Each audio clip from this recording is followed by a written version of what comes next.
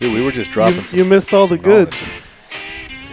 I didn't even drop any F-bombs or nothing. No, it was clean. It was totally good clean. family fun right Marcus loves it when I drop swear words, Yeah. then I have to go back and edit it. there. Great. Are we editing swear words out of this? No. We Yeah, don't. we're not, right? No. We do get a couple of complaints that we curse too much. Mostly I for don't- Neville. I don't know Really? any other way to talk. I said, fuck it. I mean, I understand, but I don't know any other. I can't talk authentically without Right. dropping it. Yeah. That's what I'm Same. saying. Mm, That's exactly what I'm saying. Grew up in Vegas, was bred out of the casino industry. yeah.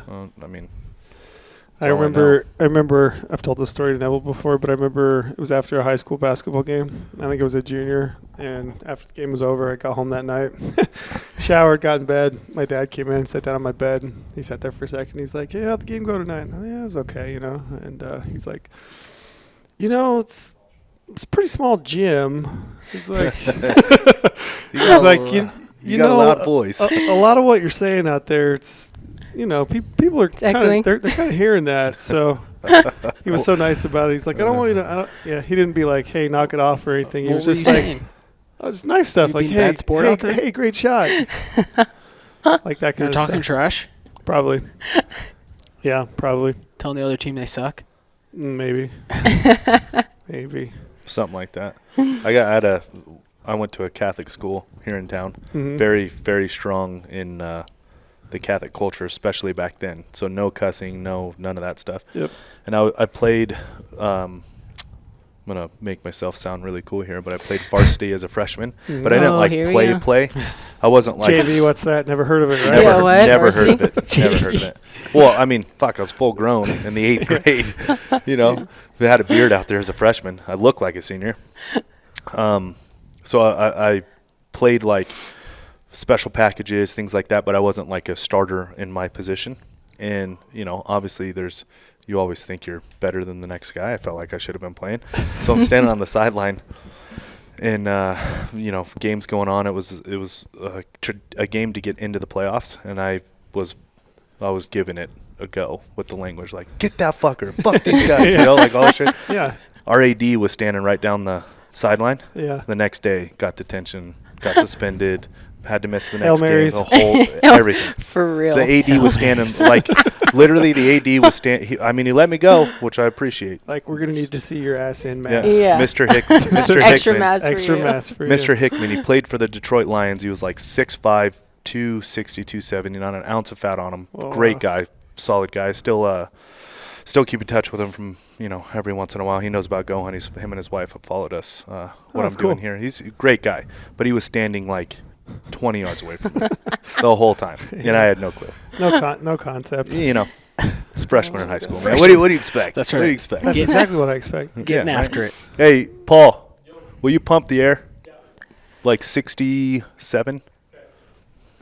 This is my life. I She's got a- literally she's have got a to wear sweatshirt. hunting gear in our house. Yeah. We Yeah. test it. We're That's testing. right. That's Always right. testing. I'm with you, too. I always have to have it cooler. Mm. I'd rather be cold than hot. You can fix cold. Right. Just put a blanket on. That's why I tell. We got in an argument this morning. Yeah. My son was like, "I need a blanket. I'm cold," and she was mad I'm that like, it was. "See? I'm like, He's cold." That's what you're supposed to do in the winter is put a blanket on. Like, why do we have this blanket if we never use a fucking blanket? Right. Like, what? Why do we use the heat This when we is could just use a blanket? seriously a real fight every year. And this year he told me he was going to put a lockbox on our AC And I'm unit going because to. when he leaves, I going put to. on You the crank it? heater. What do you run it at? Like 70? 70. No, That's so hot. No, give a honest answer. 70's not bad. Maybe 70's hot. 72. Can you sleep at night like that? Yeah. See, No, I'm I always can't. cold. I can't. They say- She's a solid 74. If we're gonna be honest, That's hot. she's a solid 74. Well, I'm like a anyways. solid 67 to 65 kind Yeah, of guy. 66. And then when I go to bed, like 62. Yeah. Oh, yeah. You He- sleep better cold. Way better. Well, body performance. You listen to Andrew Huberman. If you look at like the cyclical body temperature of a human, you hit your highest peak of temperature, which is when your body's most primed for like physical performance, all that stuff. You know, in the afternoon between 1 and 3 o'clock, so to speak. And then you'll hit your lowest point of temperature when you're falling asleep. And that's what actually like releases the chemicals in your brains to fall asleep, is actually at like the coldest point of your body temperature of the day. So if you like the circadian rhythm, like if you look at the body temperature through the circadian rhythm, it's supposed to be cold at night, not 74 and sweating. Makes all this Think of all science. the But good that's sleep you're not missing science. out on. No, Can't argue I science. sleep Can't great. argue. I sleep great. I have to have like 4 blankets because of him. And I sleep out of the blankets. Yeah. That tells you our life right How, there. Yeah, that describes. our room was hot, huh? Last Oh my night? God. Oh, sweltering. Can't do it. Oh. Her and I, the running joke in our marriage is we get along great other than food choices and temperature. Yeah, There it's you a real go. thing. That's our biggest fights. Yeah. So let's get in. Give us a rundown, Neville, on what we're doing today. Today we have a special guest on, Tayler, Hello. Lorenzo's wife. My wife. Yes. We're here to Taylor talk- with an ER, by the way. There we yeah. go. Let it be known. Er. Taylor. Yeah, and we're here to sit down and talk about. We have a new film coming out Yes. tomorrow, The Window, Mm-hmm. Yep. Special Hunt. You Mhm. guys and Turtle running around. Yep. Yeah, it was. That was a special one. Turtle's a character. Yeah. Oh, People are gonna see it too. He's Like I beyond- know, because like I see him in the office and Yeah. I mess around with him. But my God, he Yeah. is a character. He's pretty wild. Definitely is a Great character. kid. Who's he more like? Him. With her attitude. He acts like he has. Here we go. She's Native American and Basque. If anybody knows about the Basque They're culture, very kind people. they're Lovely people. The first thing you'll see, Warlike. the first thing you'll see about Basque country is warlike people. They have fought for their own independence, both Spain and France, and earned it. That's how warlike they are. Okay, Mhm. Just a little bit. and then she's also Native American. Temper. I'm pretty calm until things. Yeah. Anyways, but he's a maniac like I was as a kid. You know what I mean? Like, Right. dude, I lit my backyard on fire. Mhm. I legitimately. Dennis the Menace. Yeah, I was Dennis the Menace. So he's got that in him, and then some attitude as well. Yeah. Yeah, he is a character. He's hilarious, and when people watch the film, like, It comes off. oh yeah, Oh, he's yeah. so funny.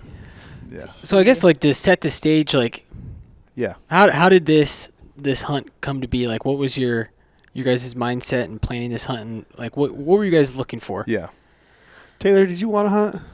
Yeah. What's your background? Just real quick. I mean, Like- did you come from like a hunting family at all? Have you hunted growing Actually, up? no. But my parents own a ranch in Kanab. Okay. Growing up, we'd go there like all the time. We had a cabin in Pine Valley as well, so I was like around hunting all the time, but we never did it because we were like super sports family. Wrestling. They Yeah, were they were wrestling. just deep into wrestling. Yeah, softball. Softball for you. Yeah, football. So the weekends we were there. We were at tournaments and stuff. So I remember having like hunters at our ranch and stuff. We just never did it. I knew what it was.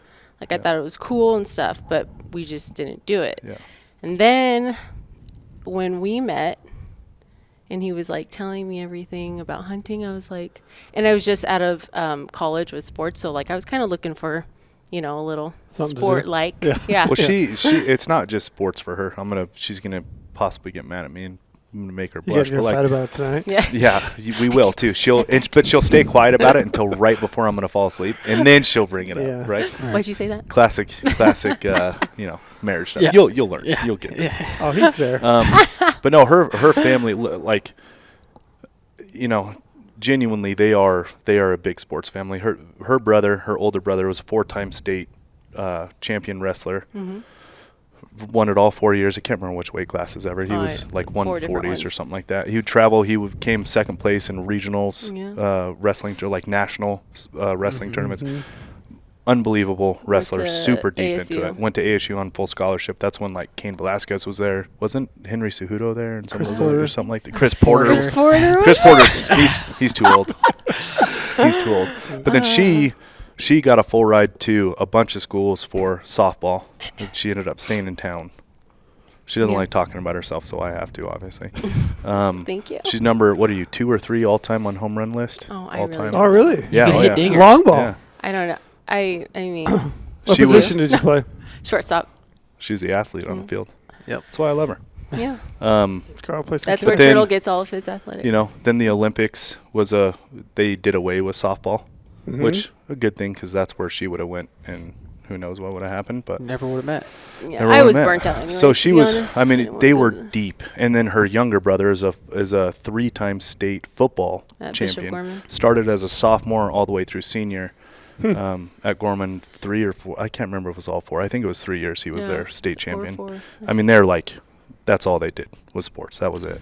Yeah. So I didn't really I didn't get into hunting and stuff like that. But he really was like, I think you're going to like it. And I'm like, And to be honest with you, like, I was a little concerned about, like, the killing part, you know? It's just when you're never around it. Yeah, it just wasn't. And I just wanted to experience it. And I did want to do it and just to feel like what I felt like. And to be honest with you, when we went, the first year I just went and I just was like watching and like learning and then the second year. That was an antelope hunt. The first hunt I took her on with me was a Nevada antelope hunt. It's fun, a lot of action. You're in Nevada antelope. The cool thing about it too is like you're out there. You know what I mean? It's not a typical antelope hunt. Like we were camping out there. Yeah. I mean, I have a I can't remember the brand, the tent on the top of my truck. You know, I don't think it's that one. It's one James Brood or something like that. It was a hard shelled one at the time. Yeah. And so like we were just bombing through the middle of nowhere in Nevada, living out of my truck in the tent. Yeah. It was a legitimate hunt. I mean, it wasn't backcountry, so to speak, but it was out there. To be honest with you, because it's like with the ranch and our cabin stuff, we camped, we did all that stuff. So like that's like very a childhood thing that like I love to do. And so when he's like, you know, you're going to be this and it's going to be dirty, I'm like, no, like I like that stuff. Like, let's go. Right. And then I honestly knew it was going to be a very natural thing for her to fall into. Right. Competitive spirit, right? Yeah. Like she's a gamer for sure. She understands the situations, and I knew it was going to be a good fit. When you guys were dating, what was Lorenzo's approach to telling you about hunting? Like, did you understand the full breadth of what hunting meant to him while you were dating? It's funny, yeah. Like, you did? Yeah. Way to go. I was up front. Nice job. I was straight up. Yeah. No, and, like, I appreciate it, though, you know? Like, if you can find that in life, I mean, isn't that what everyone's looking for, right? It's just that, like, something you can be involved in and love. And so, like, I was, like, really impressed by it, and I was like, wow, like, because sports was that. My identity was sports. That was it. So, and I was, like, not fresh out of college when we met, but, you know, a few years, and, like, I did it since I was 4 years old. Yeah. You know, so I was like, oh my gosh, like that's really interesting. I wish I had something like that. And then he just like he showed me, I mean, you have kid pictures. Like he was like, no, this is like real. Like how wrestling tournaments and softball tournaments were for you. That was hunting for me. And I was like, no, I completely understand. And then the first year, the only thing that I remember, I was like, I don't know how I'm going to do this, was when he says he doesn't get service. Not that I'm a psycho. I do have more like, is he safe? That's the one thing that... She's got the what if syndrome, you know what I mean? Like, what if this and what if that? Yeah. Which I get and appreciate. Yeah. I've never had that in my life until our son, and we'll get into why that happened. But when he said he had a satellite phone, I'm like, you got the Garmin. Thank God for Garmin. The inReach. Dude, we're got good. The inReach. We're in. Call me when you get this. So no, exactly. You know, I was upfront about it. I was. You have to be, right? That's how you won her over. You're showing her your giant deer, giant. Yeah, man. Like, look how cool I am. Look check what this I out. No, I can provide everything. No, it was cool. I really did. I loved it, and Well, I took her on that antelope hunt the first year, and she loved it. She had a good time. And then the next year, my toes did freeze over, but I didn't tell you until they were like... No, that was that the antelope hunt? That was when we walked across that flooded, The second hunt, then when I was able to hunt, I was pregnant on every single one of our hunts. In the beginning, remember, and I got like a little sick on my first real antelope hunt. And then remember the truck and tire blew. Yeah, that was a good experience. So I took her on that first antelope hunt where it was just me. The next year, both of us had tags, so we both went out there to go on the same antelope hunt, same country. So she knew what to expect, which I liked. You know, she had been there. She knew she knew what to expect, right? But she was pregnant this time, and you know, which I also love very much about her, she took her pregnancy very serious. Like, didn't do anything that you're, quote unquote, not supposed to. No drugs. All the health, no drugs. all the, all the healthy stuff. How to set the drugs. 9 months. I can do it's only 9 months of your life. But like nothing out of that you're not supposed to do, right? So, we had prepackaged her foods that she was supposed to eat and her this. I love it though, right? Because it just speaks to the person as a whole when they they put something else before themselves, so to speak, right? So anyways, the next year we went out there. She shot her first antelope at 330 yards. It was awesome. Tipped him over in one shot. Yeah. Did you have reservations about hunting? Were you all in? Were you kind of I was pretty all in. Truthfully, it was just like I wanted to see after I shot if I was like, sad or like whatever. Right. I guess it's pretty normal. I feel like I wasn't though. I feel like I felt like good. My girlfriend says the same thing. It's like not she wants to sad. start hunting and like her biggest fear is like when she kills the animal. Yeah, I think the best thing for Tayler though. I felt first I felt like the adrenaline of what I used to have when I played sports. So that was like, oh my gosh, that was back. But it was like, it felt great. I mean, I didn't feel like any guilt or like, people talk about things and I didn't feel any of that. I felt like accomplished. Like you did something great. Like I can do this. Like I just did something really powerful. I don't know. I felt great. And like it wasn't easy. We went on a bunch of stalks. I mean, hunting in Nevada desert, I don't know if a lot of people have ever experienced, but it's not easy. You know what I mean? Yeah. Like it's one of the more fun antelope hunts out there because it's different than most. Like you're really getting after it. You're going on hikes to get into certain countries and all that. She did awesome. Actually, I remember when you were like, oh my God, you're a stone cold killer. Yeah, dude, she just, like I said, now. He looked at you and thought, he was like, are we good? Look, am I ever going to hunt What again? have I done? Well, like I said, she's a gamer. You know what I mean? Like she was shortstop on the team. You batted third or fourth, right? Like whatever, like the clean spot, whatever. Clean like up. the pressure. So she was a gamer. She was familiar with, that pressure or that expectation or whatever it is. And I think that's what translated the most for her into this because like there was no questioning. You take some people hunting and it's like, I can't find them in the scope. I can't. Kind of. Poor Chris. So yeah, that's a good comparison. And I had her doing drills in the house, like zooming out the scope for full field of view, get him in. Target acquisition is the most important thing. It is. It's the most important thing there is target acquisition. Get him in the scope. So we would do all these drills at night. All the time. I would make her find something, zoom out so she could find it in the scope, field of view, and then zoom in for the shot. And I would make her practice doing that, taking it off safety without taking her eye out of the scope, all this stuff. And when we were in the moment, there was no questions. There was no I can't find him. There was no can I shoot now? There was no. The antelope was walking, quartered away, took one step, broadside, stopped, shot immediately. Like right when that front pocket opened up, stopped. It's done. Like no questions, no nothing. That's why I looked at her. I'm like, holy shit, you're a killer. Like that was kill mode right there. Like, please don't get mad at me. Do not go. Please you know what I mean? Like don't kill me. There's some people out there that can find that kill mode in their mind. And dude, first time she had it. I'm like, holy shit, I'm gonna look pretty bad now. Good on you for doing the work because you're absolutely right with the new hunter. That's like the hardest thing to do is target acquisition. Oh yeah, and it's the number one. It's the number one thing though, right? You can't kill it if you can't get it in the scope. Yeah, when I was a kid, I mean, we all went out and rabbit hunted all the time, right? So we were just constantly used to throwing a gun to our shoulder and trying to find a target. But I remember with my oldest boy, I mean, I think any new hunter, to be honest. Yeah.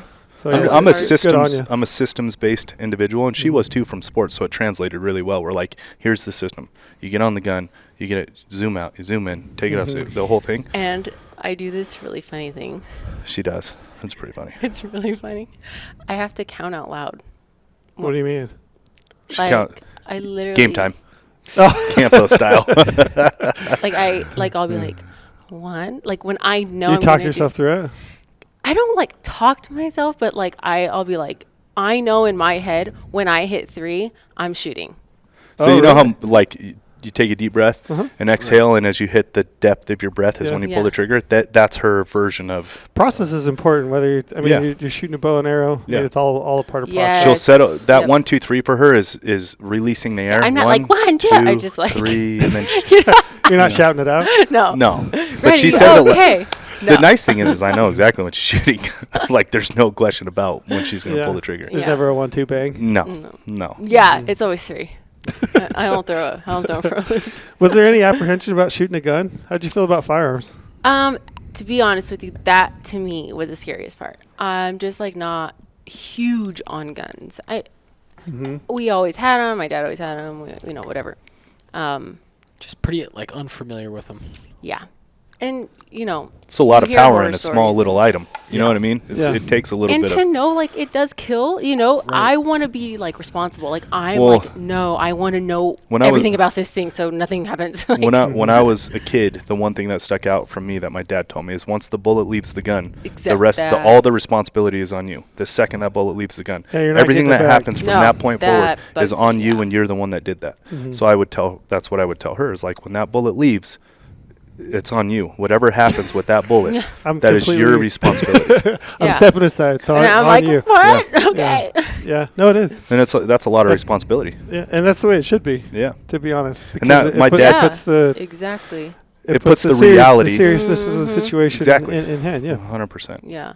And she took it. She took it great. I honestly, I'm not just saying it because I ended up marrying her and she's my wife. Like, it was wildly impressive. Like I got to see her. I never got to see her play sports, but I get to see that side of her when we hunt, which I am very attracted to. I like it. You guys never go to the batting cage just to? Oh, we've done that. Dinger derby. Our first home run derby. Our first 4th of July. Was it first or second? Second real date. He like jokingly. We were in a full blown sweat, both of us. We went to Dave and Buster's. Literally was like, let's go to Dave and Buster's, and I was like, oh fuck. Okay, and I'm like trying to act like not such a tomboy. You're like I'm like embarrassed a little because we're out there and we hit the basketball thing. Smoked his ass. Football thing, basketball thing, absolutely. Baseball he was thing. like, "What? What the hell?" I like how to start warming up. Oh, wow. He we were like. I'm competitive. Sweat. I'm a very competitive person. It's just it's what I am. So I kind of let it happen. You know what I mean? Like I'm not the kind of guy that's like, I'm gonna let her win. Like no, fuck that. I'm playing. I'm playing to win. Like you're gonna see how good I am too. Yeah, which you are very, very, very athletic. You beat me majority of times, but I still get you sometimes. No, but that was. It was insane. Like we both left. It was our second date, and we were in full blown sweats when we left. This was not supposed to happen. Dave and Buster's. We hit every every ball based arcade game we played. Every single one. Dave and Buster's is sick. I love it. It's awesome. Dude, it's a great place. It's so fun. It's real fun. Yeah. Every once in a while, it's good to go to the arcade and shoot some hoops. It is. We still do it because Turtle loves it. So we'll go to the arcade. Next thing you know, we're battling. Yeah, that's always what happens. Turtle just run around. We're like, wait, where is he? Who's got Turtle? Yeah. So how did this hunt come to be? Did you know you wanted to bow hunt elk, or like, did you want to bow hunt? Yeah. I mean, I would say here's why I asked, because I think it's kind of unusual for somebody to only have been hunting for a year or two, and a rifle hunt. And I don't mean this as any disrespect, but also for a female to jump into bow hunting. Mm-hmm. Yeah, no. That's a pretty high hurdle. Mm-hmm. Is that something like is it just something you wanted to do, or how did this come to be? Yeah. I thought it was super cool because he did an elk hunt our first year in like New Mexico or something. Mm-hmm. And he was like explaining it. And I'm like, okay, that's what I want to do. I love the hard work, like on your feet in there. Like, it feels so good, and it feels like you're actually real hunting, And I'm not saying that the rifle isn't real hunting. I'm not saying that. It's just it's more intimate. For me, I like to be in it, and like I watched the one film of the ranch, Homestead, and I was like, oh, that's cool. He's like, well, we'll just try it. Or no, and then we were in Colorado, and I shot hunter's bow. Yeah, I took her on a late season deer hunt in Colorado, And we ended up shooting a buck there too, a good buck, really good buck. That was her second hunt I had taken her on. She let me try her bow, just like practicing. She was always like, because I shoot, I'd shoot in my backyard. Don't know if I'm supposed to say that because we live definitely don't shoot in my backyard. I shoot in my basement, and my wife came down the other day and was like, "Hey, there's another hole in Landon's room. Did you by chance shoot one through the wall?" And I was like, Maybe. I mean, it wasn't me. It was Landon. Definitely wasn't me. But yeah, I've so far put 2 through that wall. Oh. That's good. Yeah, my basement. So you want to watch that? Yeah. So yeah, I mean, I definitely don't shoot in my backyard. But she would she was into it. She loved that. I mean, it's like bow hunting, which you would see in the films, is like it's very intimate, and then you're also very intimate with your weapon as well, right? Like it's yours. It's like fitted to you, and it's yours, and it's set. She was very into that. Yeah, and so he got me one, and then I was like, yeah, I want to do it, and I loved it. Yeah. And we started shooting. I didn't practice as much as I should have. You practiced a lot. No, I did, but it was hard with Turtle. I mean, he was 2, 1.5, like running around. He's the type of kid, if you leave him seriously for 10, especially at that time, 10 seconds, he'd be like hanging off our stairs. Literally, I have so many videos. We had to move. Seriously, like the house was we had too dangerous. There's a lot of like desert modern houses being built here. So like all the home builders are building like a desert modern style house. Well, then you got like these concrete modern style stairs. Yeah. Not family conducive. Like, they're like dude, floating that shit was scary. Yeah. That shit was so scary. Yeah, that wouldn't work. It was just, so it was a little hard, to like get out and like. Yeah. I wish I would have had more time to practice. I think everyone will understand why we didn't have very much time. So. Sure. Just so people know, Turtle is his son. That's his name is Turtle. Yes. Yeah. What do we call Lorenzo Jr. Lorenzo Jr. is his name. And I'm very proud that he is going to take my name on. He's exactly the kind of kid that should. Mm-hmm. Yeah. Why do you call him Turtle?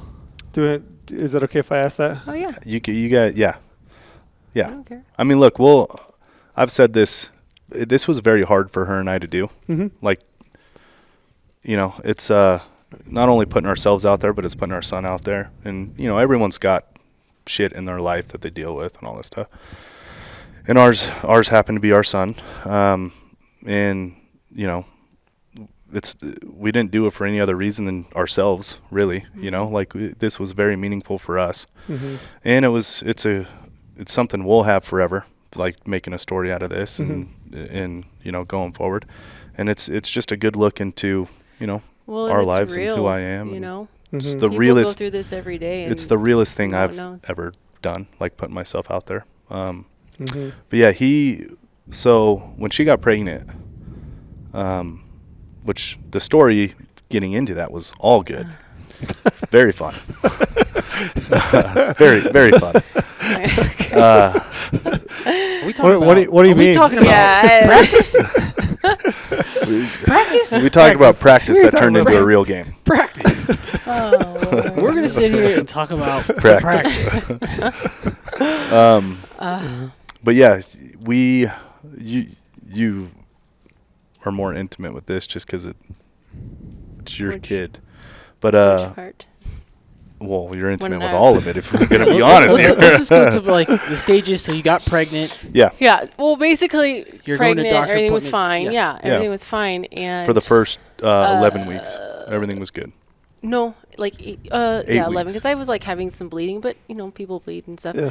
So then 19 weeks, I like bled again, and I called Lorenzo. He was at work. I'm like, I don't know, like something a little weird, and so I called my doctor, and he's like, just come in. You can come. 20 weeks is like a big, huge milestone for pregnancy. We'll just do it a little early. Well, I go in there, and they said something's weird with his bladder. I'm like, okay. I don't know what that means. Like, it could be normal for boys, whatever. Well, you go to this high-risk doctor. Okay. So 22 weeks, we get sent to this, like, new high-risk doctor, and he starts, like, taking a look. He was a horrible doctor. Literally. Oh, yeah. Oh, horrible. Horrible doctor. Worst bedside manner, just horrible. I'll never talk to this guy again in my entire life. Unless Turtle goes and tells him, fuck you. Yeah. Which it's the only way I'll talk to that guy again. Anyways, so the guy's like, he's got polycystic kidney disease. Infantile polycystic kidney disease. Literally just he's either going to die in the womb or he's going to die a couple days later. We need to terminate. We need to terminate. And he said it just like that. Just even, like this. Honestly, even harsher. Even harsher. And we're like, I was like, wait, hold on. He's like, no, you need to get Lorenzo, get on here. See, something's wrong wrong your here. Kidneys. Yeah, remember? and so he starts like ultrasounding. Were you guys there together? Yeah. Okay. I I was involved as much as I could be, and I was at very involved. He did pretty much every doctor appointment, Yeah. especially once we found out that the one good thing about this doctor is there was something wrong. Yeah, there was. And it wasn't like we'll just sit and wait, something wrong. This was like, there's really something wrong, and we need to figure out what it is. But this guy, the way he did all this bullshit, he's got infantile polycystic kidney disease. He's either going to die in your womb, which is dangerous for you, or he's going to die a couple days after birth. Horrible, horrific, painful death. You don't want him to do that. We need to terminate. And we're like, no. And her and I, we hadn't been Absolutely told. not. And all we're thinking right now is like, there's just like, not even something wrong, just like more of something's weird, something's nuanced. So we go from that to it's catastrophic. This is what's going to happen. Her and I. Then he sends us to the guru doctor. He's like, I trained under the endocrine doctor of, so he wrote the book he wrote the chapter on renal kidney on renal functions in utero. You guys got to go see him, right? So we go to get to California, drove to California, and go see this guy, and he was great. Yeah, Dr. Porto. I'm fine putting the good names out there. Dr. Porto was great, but he, told us something was. Yeah, he said wrong, that he has badly wrong. It was wrong, but he had enlarged kidneys. Not a huge emergency. Both of them were large, which was the ultra weird thing, and not just large. Huge emergency. Massive. We'll monitor you, but we'll see you back about like 30 weeks. So I go back to this doctor here. Tells me now like 28 weeks, or whatever the medical cutoff is. No, I disagree with him. So now after he just told us he had studied underneath this guy, and he wrote the renal function book on this isn't good. You need to have a medical termination. And I'm like, I flip out. I was like, it's not even an option. I'm done. Like, I'm done with you. No, I'm out. And I'm pretty sure like he thought I was crazy. Well, she looked at me and said, get that fucking guy away from me. Yeah. Okay. Literally. And I walked out. I'll listen. And that must have been terrifying. Oh my God. I can't imagine. I mean, it must have been just. I mean, even hearing this like right now, and I mean, we know the outcome. We know that we know the turtle's good. I can't imagine. I can't fathom putting myself in that spot. It must have been so heavy. It was horrible. Like you couldn't even I couldn't even sleep. I can't imagine. Dude, it was everything wild. that they were saying. So then I called our. Well, that was so. friend. Just to be clear, that was our high risk doctor here in Vegas. The one that we got sent to from the normal OB to this high risk. He's the one that sent us to Dr. Porto, the renal function specialist. We came back and saw this same high risk guy, and that's when she said, "Get this fucking guy away from me." Like I was like, I'm done. And this is where I continually fell more and more in love with her, and how, I don't know what the word is, focused, how in tune, connected, whatever the word is, but she was adamant. No, you're wrong. I literally never believed any of it. Ever. So, but anyways, we found a new high risk doctor here. Phenomenal doctor. Dr. Paul Wilkes. Dr. Paul Wilkes, phenomenal guy. The best. Saved Turtle's life. So, but in that, he's a how do you explain his personality? He's pretty bubbly, pretty.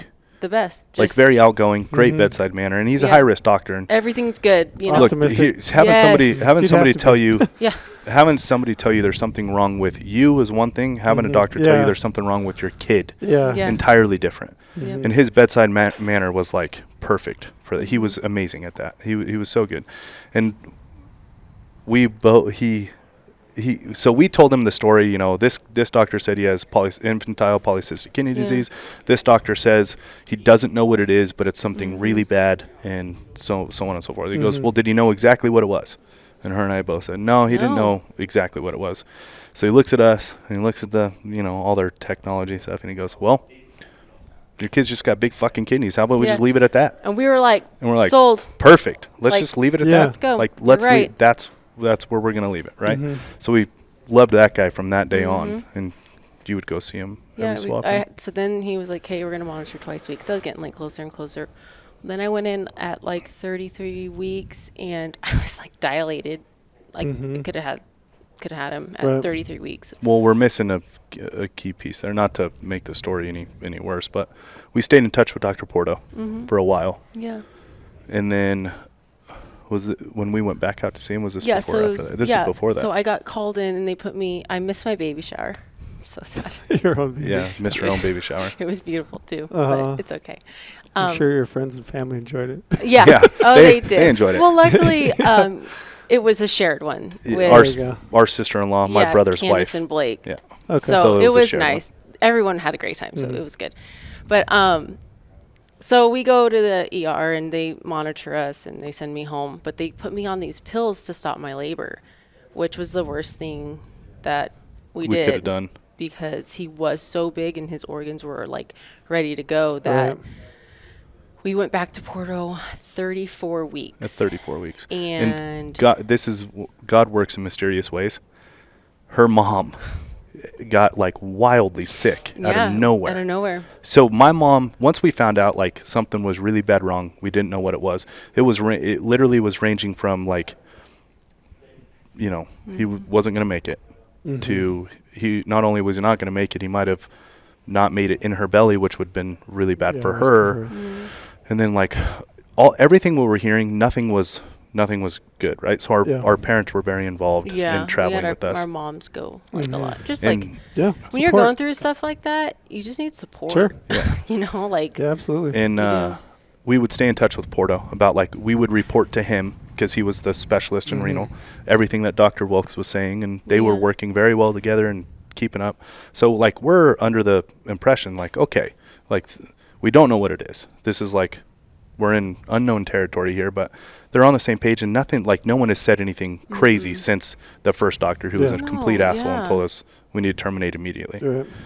Without even asking if we were up for it, which is a really weird thing. But her mom got wildly sick, and her mom is Basque and Native American, and she couldn't make the trip. Thank God, because she would have literally. God works in mysterious ways, so she would have freaked out. So we get there, and he's scanning me, and he literally looks, and he goes, "He's not going to make it."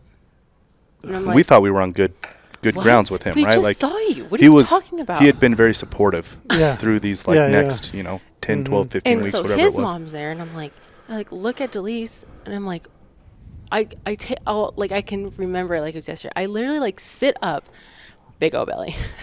I sit up. I take my hat off. I'm like, what are you talking about? He's like, if he makes it, he's probably gonna be. He probably will be alive for 3 days, and you need start saying all this stuff. And I was like, I am so done. I'm like, well, we thought we were on good grounds with him. I leave. Sure. I walk out. This is not bad on him.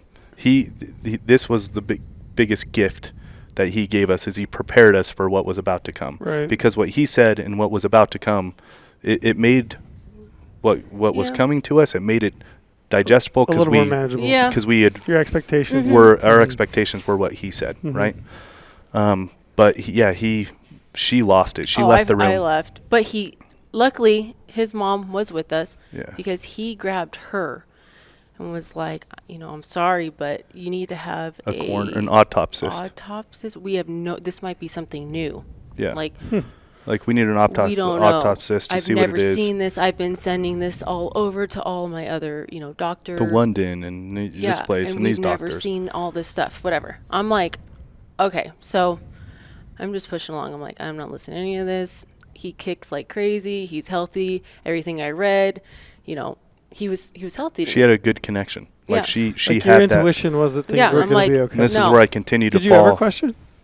No. Never, I not know one it's going to time. be scary. Like, it's weird. And I know I do sound a little nuts. I know that. But I knew it was going to be scary, but it was never an option for me that he wasn't going to be okay. Mm-hmm. This is when I continue to fall more in love with her, because my personality is ride or die, but you don't truly know like who's ride or die until it really comes down to it.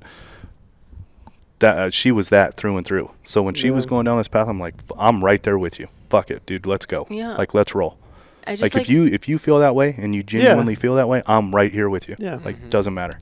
You'd have to. Yeah. And then so we get sent back from Porto after that. I hit 36. By the way, the good news about her mom not being there, she literally would have fought him. And I'm not kidding.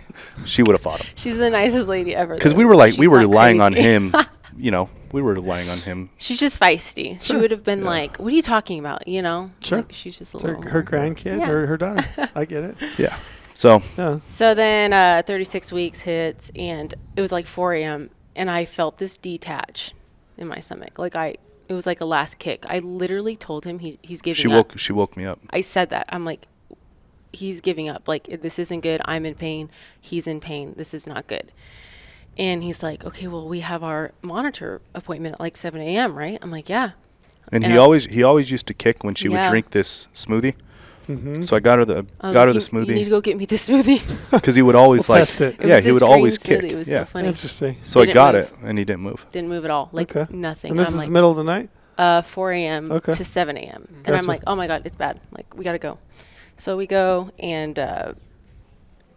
Dr. Wilkes connects her, sets her all up. They started saying he had a heart problem. I'm like, no, he doesn't. He doesn't have a heart problem. He's got kidney problems. Let's get this straight. Well, his heart was pancaking. He was giving up. His heart was pumping so hard that it was actually like the walls of his heart were touching when it would, because it was working so hard. Gotcha. Mm-hmm. So he's basically like suffocating, giving out. Yeah. So Paul Wilkes walks in, and he's like, literally, I'll never forget it. He was like, fuck it. No. This is now. This is the funny part, because I'm very concerned at the moment. We had all this bad news along the way. I mean, she was going weekly, and nothing was ever like changing. It was always like something's wrong, but we don't know what it is. So we're all in this together. Let's keep it going, kind of a thing, right? So I was involved in all these, because you never know when something was going to be said, right? It was like a day by day basis, and he comes in and goes, "You guys we're gonna have this baby today." Yeah, I'm thinking like 4 o'clock, but today I don't feel we're not leaving this baby. I just want to monitor for a couple hours, but you guys you're gonna be parents today. Another great bedside manner. To hear you're gonna be parents today when you've been told all this shit. Amazing guy. It's too different, yeah. And just words have meaning. You know what I mean? Mm-hmm. Yeah. So I'm like, oh, okay. Of course you're cold. It's freezing in here, dude. I'm like, I get a GOHUNT blanket. So I call my mom. I'm like, hey, so we're in with Wilkes. She felt something last night. Wilkes is telling us we're going to have this baby today, and it's most likely going to be, 4 o'clock. Just tell everyone. I don't want to deal with it. You schedule everybody. So Mom was like, oh, okay. So she schedules everyone. Then he walked back in. And like 30 minutes later. Flew in the door, and he was like, fuck it, we're going right now. I don't like this. I don't like the way this looks. Nope. It doesn't feel right. And he was like really animated. He's always like a very bubbly, very easygoing guy. It was and he was like jacked up. He's like, I don't like this. My gut feeling, I walked away. I don't like this. We're going right now. Literally right now. I have an ambulance coming. I'm getting in my car. I'm meeting you down there. We're doing this right now. We went. So I call my mom. This is 30 minutes after I just told her, hey, like, we're 4 o'clock. Baby. Call my mom. I'm like, she's like, what? By the way, it's right now. She's like, what? She was at Target. She was shopping for all kinds of shit at Target for her birth and my sister-in-law's birth. She left everything. Literally just left a cart. She's like, ran out. I gotta go. A full cart. So we got in the ambulance and went down. Went down Sunrise, and basically had a baby. Yeah, and they ripped him out of me. I got pulled aside right before. This is like one of those, in my mind, one of those things I'll never be able to shake, right? Yeah. But I got pulled aside by Dr. Wilkes. And he said, hey, listen, we'll hand your wife the baby. You guys can spend your time with it. When you're done mourning, let me know. And I'm like, I didn't know any what? of this. He's like, I want it, your wife doesn't need to know. But like, you guys can take as long as you want. But if I hand you guys a baby, take your time and let me know when you want us to come get him. I'm like, what the fuck? Wow. But honestly, like, there's so much going on in the moment. It doesn't, like, it hits me harder. Hits me harder now to think about than in the moment. Because in the moment, you're, game face and let's go. Yeah. And you're trying to be supportive for your wife. Yeah. So we go in there. I'm behind the big blue sheet. I don't know if anybody's familiar with C-section. I've done this. I've done emergency C-section. Yeah, my oldest was wild. Yeah, I mean, same thing, middle of the night, heartbeat irregular. Yes. Yeah. 3 a.m. I went and grabbed the nurse. I said, this doesn't feel right to me. It doesn't sound right to me. Yeah. She's like, okay, I'll call the doctor. He came in. He's like, I don't know. I mean, it's kind of irregular, but not crazy. And he came, same kind of deal. Came back in about an hour later and was like, what do you think? And I said, I think we should have a baby.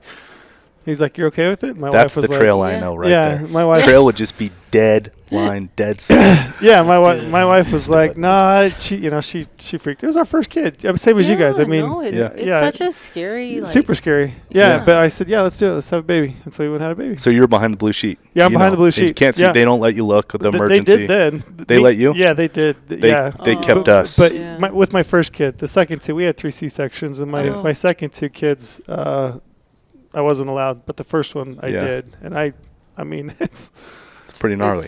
Heavy. Yeah, that's what I hear. I didn't get to see that. I was kept behind. I'll tell you later. I hear it's a big hole. Yeah, a big hole. Which is so crazy. It's like you're a living being. Yeah, I mean you're looking. I mean anyway, you can paint the picture yourself. You know what's interesting too is that as a hunter, like being familiar with body cavities and things. It's kind of weird to know where they're cutting and what's there, Yeah, it was crazy. It's heavy. Ugh. So anyways, we're behind the sheet. Yeah. I flooded the ER with his fluid because of his kidneys. They were so part big. of what his complications in utero with those big kidneys is he would produce a ton of amniotic fluid. Yeah, amniotic fluid. Ton, like off the fucking Richter scale, ton. That was the other. So not only did he have big kidneys, triplets of oh wow, of fluid. So the big kidneys was creating a lot of other complications. That was like the baseline of it. Gotcha. But then like this fluid thing, there was a lot of other complications. I literally with heard. Shh. Yeah, she flooded. Like the Dr. Wilkes looked like he was wading across the river. Wow. I'm not kidding. He had like wet scrubs. Huh. That's how much fluid. So when he's born, is he the wildest thing ever? Because non-responsive. It's when you lose the context of like in the moment, and it's just in story now. It's kind of hard to like put it in perspective. But like you hear all this stuff from 22 weeks on, right? We ran the gamut of shit from 22 weeks all the way on, and get pulled aside right before I'm gonna hand you a kid, whatever. All I remember, you're pretty out of it. She was pretty out of it, but I felt like I was dying. Seriously, I remember looking up. Her heart rate got to like 210 or something. She was. It was bad. Nuts. I kept telling like, I don't feel right.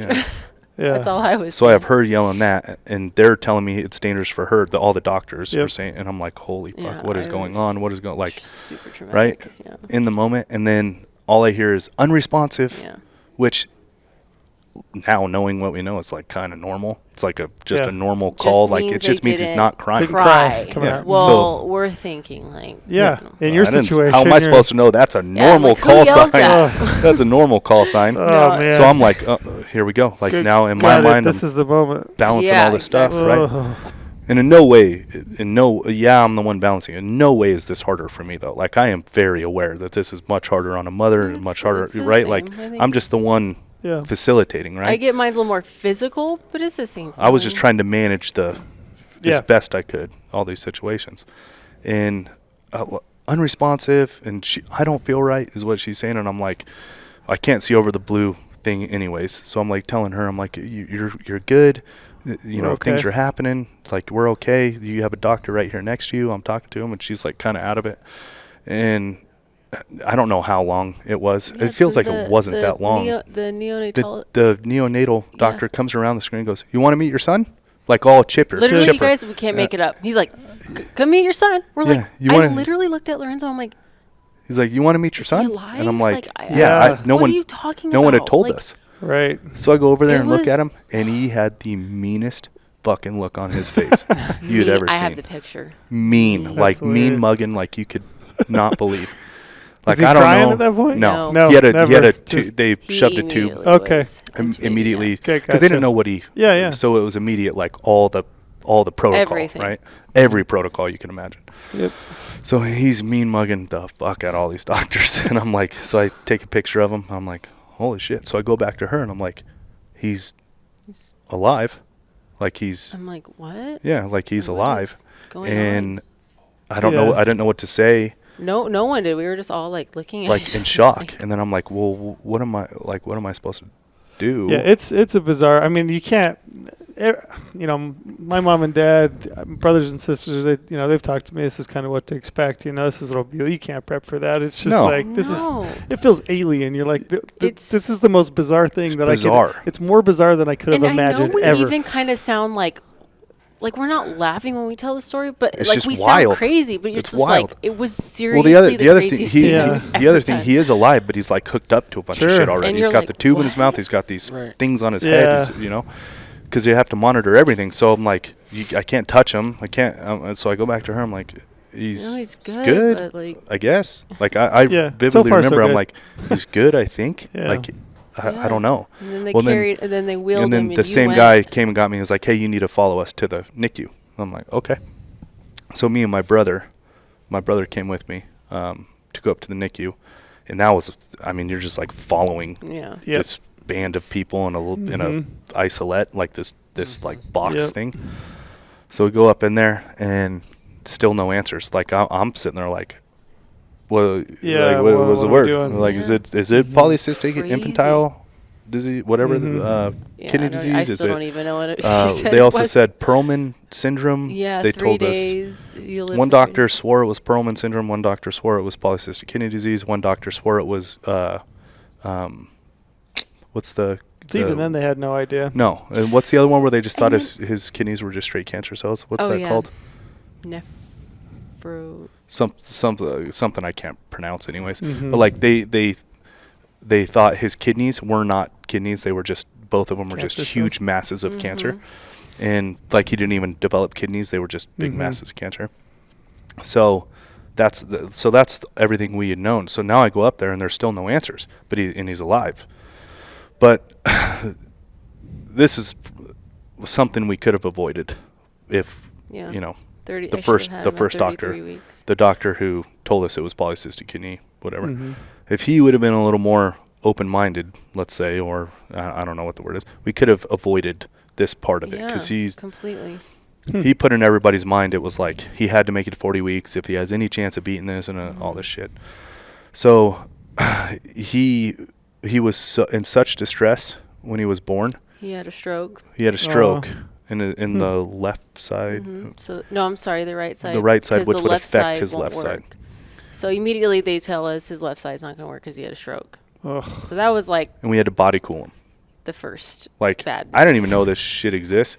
You put him on a blue like ice paper, We literally put him in a coma. and you put him in an and then- induced state, right, where he's like an induced coma, Mhm. and you cool them for 4 days. So his body temperature was like 71 or 72 degrees, something like that. And what it is, it's like they do it to a lot of adult stroke patients too. It's to keep the swelling down. Because On the brain. I have no clue what I'm talking about. Let's just be clear. I'm just repeating Yeah, we everything just I was had to told learn by what we needed much to learn. smarter people than myself. The issue isn't necessarily the stroke itself; it's the inflammation that follows. Yes. So they body cool to keep the inflammation down. So for 4 days, you can't because you can't stimulate. You just need them to lay in a coma, really. And so for 4 days, we're in the hospital, and all you could do is just go look at him. Can't touch him. Can't nothing, because Yeah. he's. The first time I body saw cooled. him, I literally projectile vomited everywhere. Yeah, she did. Really? Yeah. It was Just too horrible. much. Yeah, It's too much. I think I couldn't take it. I don't know. Like maybe Yeah. like from all the months that I like held it in. I don't know. Just the amount of stress I can Oh, imagine she- would just Oh. overwhelm your. She let it go. Yeah. Demons came out. Yeah. Literally they were bringing out those bags. Yeah. They were just like handing them over, handing them over, handing them over. It was Dumb and Dumber where he Yeah, fills yeah. Yeah. the bottles. Yeah. It was that, but Yeah, in it this was version. it was horrible. And then too, it really got to me because the nurse was like, "He knows you're here," and I'm like, "What?" what do you mean he knows? It's pretty wild. You can see his vitals levels. started spiking because he felt me. And then I, like, lost it because I was like, oh, my God. Like, Sure. You know, and, like, you leave your kid, like, to be in a coma. They don't want you. Yeah. Anybody, like, in the NICU, you think they're the biggest assholes on the planet? Oh. Dude, they're doing their job. they need to do, right? Like, they don't want you in there. There is a much bigger thing happening than you holding your son's hand, right? Like, they want you to hold your son's hand forever, not in that moment, right? So, like, you're not welcome in there in these situations, and it's like you can feel it, and in the moment, it's like you want to. And then, like, it's the only all place I you wanted wanna to be. do, Sure. And you want to motherfucking, you want to do this, no other place but you they're wanna be. just doing what they need to do, right? What were the doctors? So, what were they saying to you guys now? Like, he has this % chance of living. Like, he may never come didn't back. it was even know that. That's it what was was still wrong. literally day to day. It could be anywhere from 3 days to 3 weeks of living. That is still where They we just were didn't at. know. But they had literally no didn't clue. know anything. But the one Especially thing is, here. when he came out, he had normal kidney function. Normal, That's what they totally. kept telling Creatinine us. levels, all like these kidney function things they test. He was peeing like a madman. Got big kidneys. Like a Clydesdale. Yeah. Peeing like a Clydesdale. Like He does. big He still kidneys. does. Big kidneys also mean a lot of pee. Dude. A lot Good of pee. flow. And so it was still like very unknown. They did they drew some blood to like go test the blood now. Well, little did they know, if they really, instead of just being one-track mind, that it was the kidneys, they missed that all of his organs were enlarged. Liver, so it was his pancreas pancreas. the whole time. It's not even his kidneys. So Well, his kidneys he were has, massively overgrown, he but they weren't has- causing any issues. No, like he's It was going to his- grow into It that. was his pancreas His that was pancreas causing was all the of the size of a issues. 300-pound man. So, like, you were just writing him off. And then Based on this one thing, you know? And then I would have had to live with that, by the way. Here he is, like, living life, just a vibrant maniac, Yeah. like, loves to go. It And was- you were it going to was tell pancreas. me to terminate over something that wasn't even Yeah. close. To the root problem. So we're in the NICU here in Vegas, and Crazy. you know, Vegas does not have good medicine. There's a reason for it, actually. It has to do with the insurance companies We found and out a some lot of malpractice stuff. going through this. Vegas, Nevada is just known for very bad medicine. The doctors who can't make it most other places, you can have practice here, right? Like it's a weird. I'm not saying I'm not at all saying they're all bad. There are definitely good doctors here. So Dr. if Wilkes, I go back to medical school, Vegas is my Vegas. jam. Yeah. That's like you ever see You're gonna make you ever With my see GPA? you ever see the doctors. I'm gonna make it. You ever see the doctors that studied in like Guam? I don't know. I'm just Yeah. throwing some weird shit out. You can practice medicine here. Here in Florida. Here in Florida, the places. So, anyways, you know, they're not all bad, but in our situation, For they what were we all went through, they were bad. they were I'm all gonna say bad, it. beyond bad. No answers, no nothing, all this stuff. So we were in the NICU, and he kept. He came out of. Let's just to finish this story. He came out of body cooling, and and one of the doctors said, "Look, you're gonna know a lot when he wakes up out of body cooling. Like that's if he wakes up, we should be on a good path." Yeah. If I'm like, what? Well, that little shithead mean? woke right up and was like ready to go. rock again, like total. And I'm like, okay, well, I saw how mean he looked. Is this third day? This is fifth day. Fifth day. So- 5 days. So born 4 days of body cool, and then come out of the Gotcha. it's like a day and a half of coming slowly You raising have their to, body like, wean temperature them up, off of, like, all all this stuff. Gotcha. And this little shit woke right up. It makes all the sense in the world now. As seeing to him at as 3 he and a is half right years now. old. Woke right up and was like ready to rock again. And so we're like, well, that's got to be a good sign. Yeah. And, Well, but I then, don't well, know. he could this, and well, he could that. I'm so like, what do you mean? Nothing was ever changing. Like nothing was ever okay. We're off the kidneys thing. They were gonna put in a port for chemotherapy. He didn't even have. Gonna give him chemo. He didn't even have a cancer mass. No. But they were like, they didn't know. We need to shrink him. Yeah, we need to Shrink shrink what? his kidneys. Why would you shrink his kidneys if they're producing normal renal functions? Like, why mess with them? So these doctors here, this, that, and the other, love my dad to death. He, him and I have different personalities. I'm a lot more passive. He's a lot more grab the reins and Thank God in this situation. make shit happen. And, I can say I've been frustrated by it more times than not, but in this moment, I can't thank God more that he is who he is. And after 4 weeks of no answers, not getting better, more complications, just a bunch of shit still. We just went through a full pregnancy with no answers. Now we're 4 weeks of a living baby after being told it's going to be 3 days to 3 weeks, and getting his blood drawn every hour. They didn't know what they're this doing. medicine, that medicine. They gave him cornstarch. Yeah, that's a whole nother thing. The kitchen for his blood sugar. He's in the NICU. They called up cornstarch out of the cafe. And they shoved it in his nose. That's what regulates blood sugars the best, is cornstarch. And he was having a lot of blood sugar issues. Because of the pancreas. Because the pancreas was so big. Which till when we found out. So they bring that up. They can't digest cornstarch. A baby can't. I can't remember what's the age. Blue is colon. Oh, what's the age? Like 2 years old. They can't digest cornstarch. It's too heavy for him, for a baby. So it blew his small intestine out, so he went septic. Oh. So now he literally code blues, close to, and then we have to take him off all food, so no breast milk, no nothing for 10 days. He was NPO, which stands for some Latin thing. They can't eat nothing. Ugh. After he was being fed. Yeah.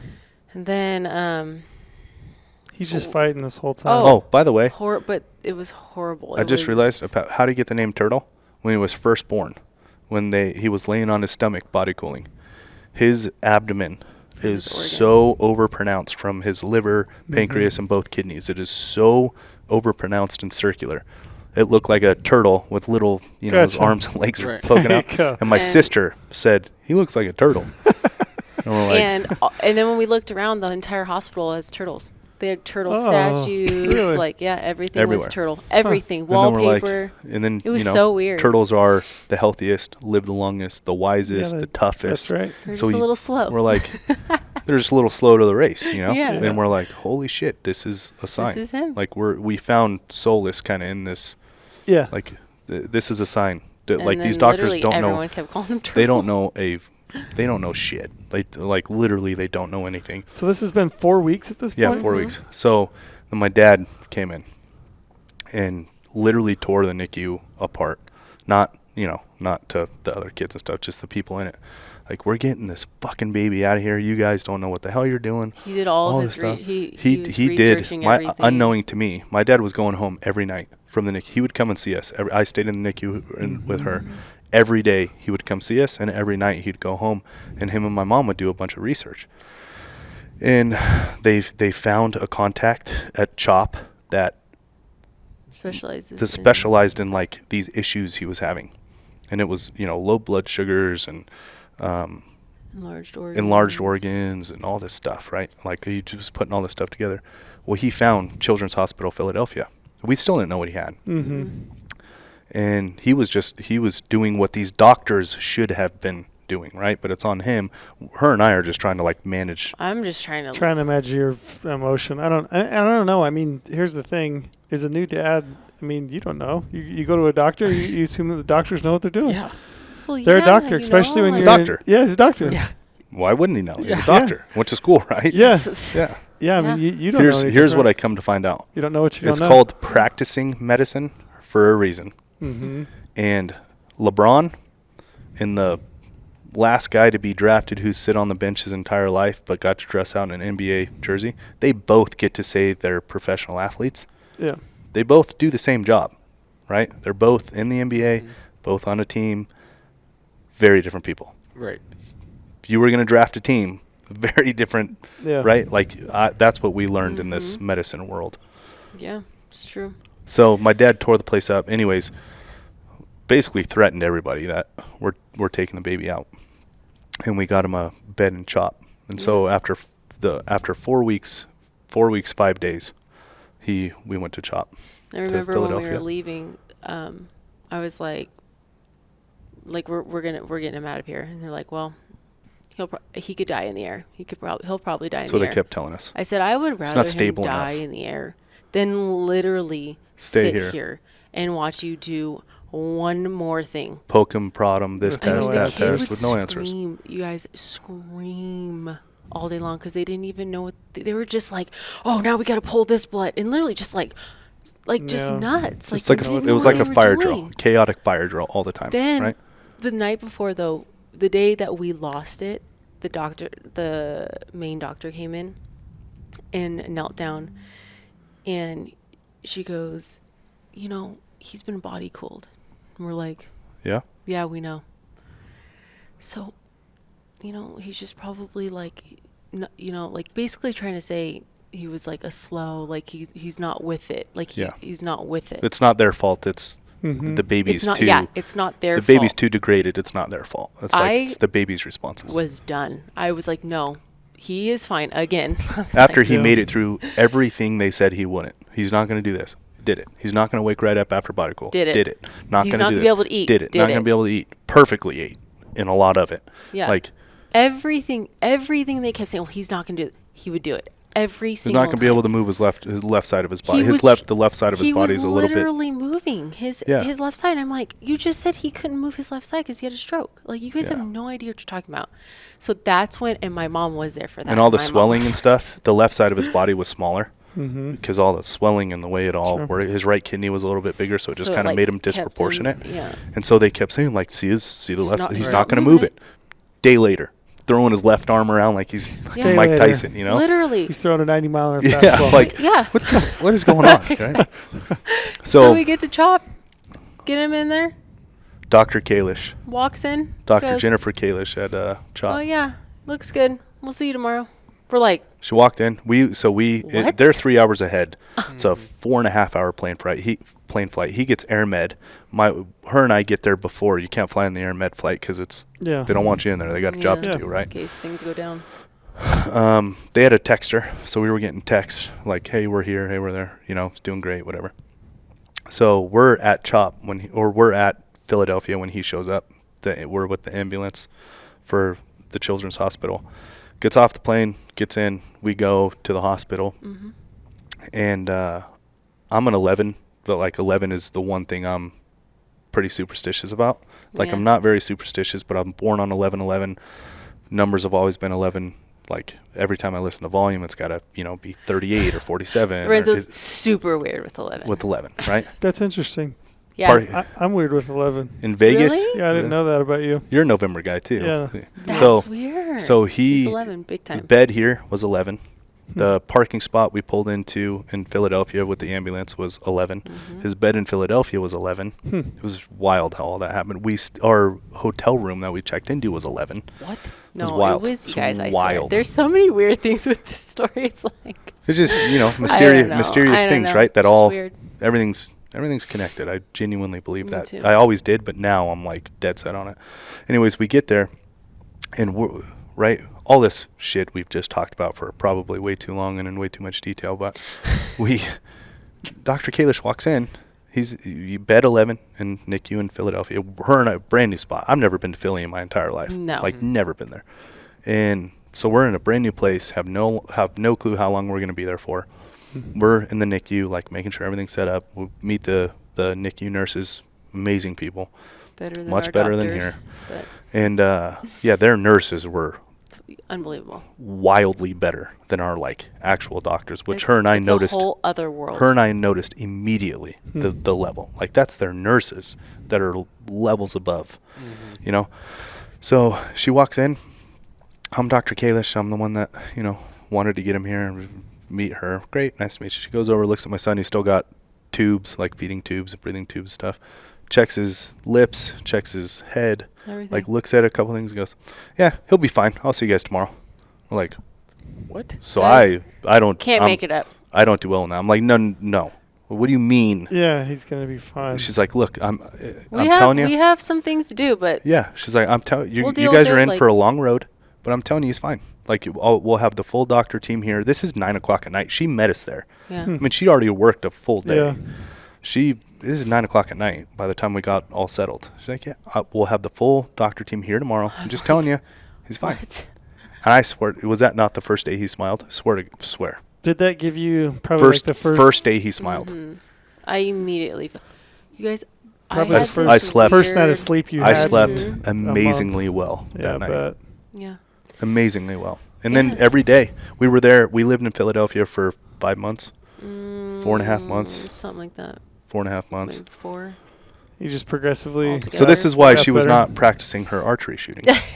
We lived in Philadelphia for 4.5 months, something like that. And then we we got a short-term apartment right there, right next to the hospital. Because we were in for a long road, but every day he would get progressively better, which is a lot easier to live in a place, you know. And her and I, like, we'd be lying if we said we didn't hold a little bit of guilt that, you know, we're the lucky ones that get better news every day. Because when you live in the NICU, the opposite is most people, more often don't. true.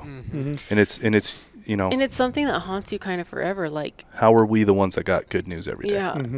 And two, you unfortunately look at your kid a little more in detail, like a science project almost, because they'll tell you, you know, scary bursts. You got to look for later things like. This is a huge milestone, and hand to mouth is a huge milestone, and always is his left side crossing center of body is huge milestone. It was just like things like that. So the first like year, 2, it was just constant. That time in Philly was constant. It was oddly enjoyable though, if that makes any sense. We're living in a new place. Life was so simple. Well, here's the thing: is it puts it in perspective for you of the things that really matter, right? Entirely. I mean, literally nothing matters. Nothing matters, and you don't just realize that in those kind of moments. You know it, like it's you totally know your whole body, everything that you are. That really, all this. Everything else that goes around it, job, all that stuff doesn't really. And this is where I will. Really, the only thing I will be indebted to Chris Border for the rest of my life, and I tell him all the time. I mean, what he took on while I was entirely gone for that. I mean, it's incredible. So I tell him all the time, like, there's no way I would have been able to spend every single day with her and my son in Philadelphia if he wasn't who he is here at GOHUNT, right? Like, just it's so I got to focus on what mattered, and literally nothing else did. And life was it was oddly enjoyable because it was so simple. It was weird. We'd wake up, we'd go to the bagel shop, get a coffee and a bagel on the way to the NICU. The NICU opened at 7:30, something like that. I can't remember exactly. Yeah. Go ahead. It would open at so we'd go get our breakfast, coffee, go spend the day with him. Literally sit and stare at him. Sit and stare at him. Got you know. He's probably got to talk a lot. Yeah. A lot. No, that's probably in a lot of ways really good for. It's great. It was.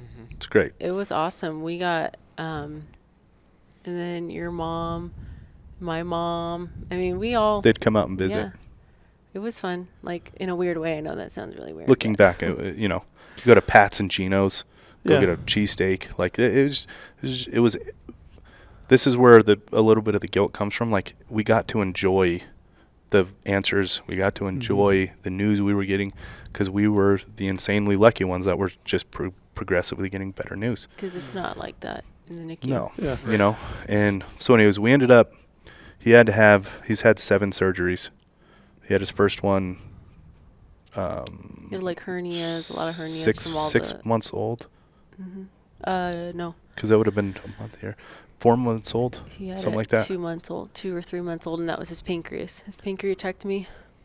Actually, 2 months old, because we would have been here for a month, then a month there, then we took his pancreas. They had to take his pancreas out. So he's had a full. He's number 525 to ever have it done. Yeah, 525th kid to have a full pancreatectomy. Really? Yeah, he's got no 2% pancreas left. So this doesn't happen. This isn't something that.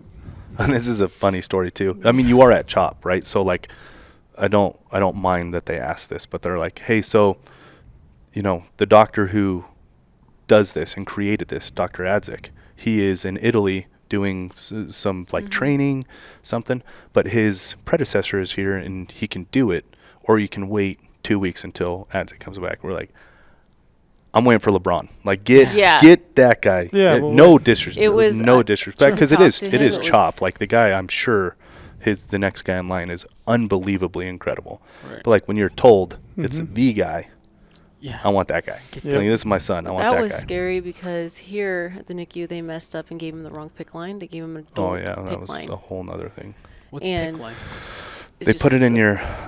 They put it right here to the main like artery. They get. He needed Something such like heavy that. medicines to keep him alive, like very heavy medicine dosages. He needed a lot of sugar, like straight dextrose, a lot of other medicines to keep him alive, and they put it as close to the heart as possible. So they put a plastic gauge in your femoral artery, and they run the line Straight to the right heart. real close to the heart because the medicines are so strong it can't sit in your bloodstream. So as soon as it gets right next to the heart and deploys medicine, the heart pumps it out. So it's like dispersed immediately. Yeah, and So it's called a PICC line. yeah. But So they put an messed adult up, size in. and it blocked it. Long story short, blocked it, and then we did a pancreatectomy. I get to sound smart. It occluded. The PICC line occluded because it He's was a so smart one with this stuff. I'm like, I remember the words. It developed a blood thrombus on top of it. So Included and and thrombus in the yes. same sentence. So it Hear that? occluded from a blood he's thrombus. not just a hunter. Word Not of the just a day. hunter. And no medicine was getting in. And so he recovered from a pancreatectomy with no meds. with no pain meds. Oh, So he wow. code blued from pain. Yeah. So that was Bet 11. probably the scariest ever. Like that's something that haunts me, and I know it haunts your mom. It haunts me too because I wasn't there. At this point, he's how old? 2 months old. 2 months. Okay. Yeah, like I want to say like 2.5, 2 months, Two. probably something like that. Gotcha. But I have a lot of guilt and shame on this too because, I had held it together really well, and we had gotten a lot of getting a good news daily doesn't mean it was always a good day, right? Like, and this was probably the worst day there was. Is he came out of the surgery, and he was, what'd they call it when he would, what do they call it? Yeah, they bear down. He would hold your breath. Yeah. and he would clench all of his muscles and he would stop breathing because he was in so much pain.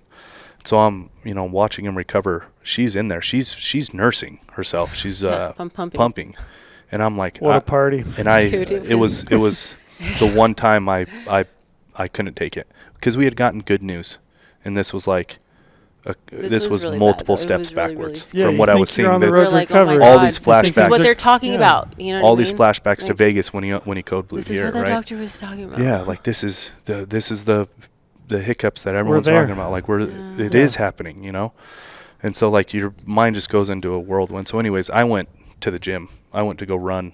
Yeah, he took off. I had to get out of there. I couldn't take it, and I hold a lot of guilt in that because that's probably one of the times I should have been there most, not just listening to what No. the doctors say.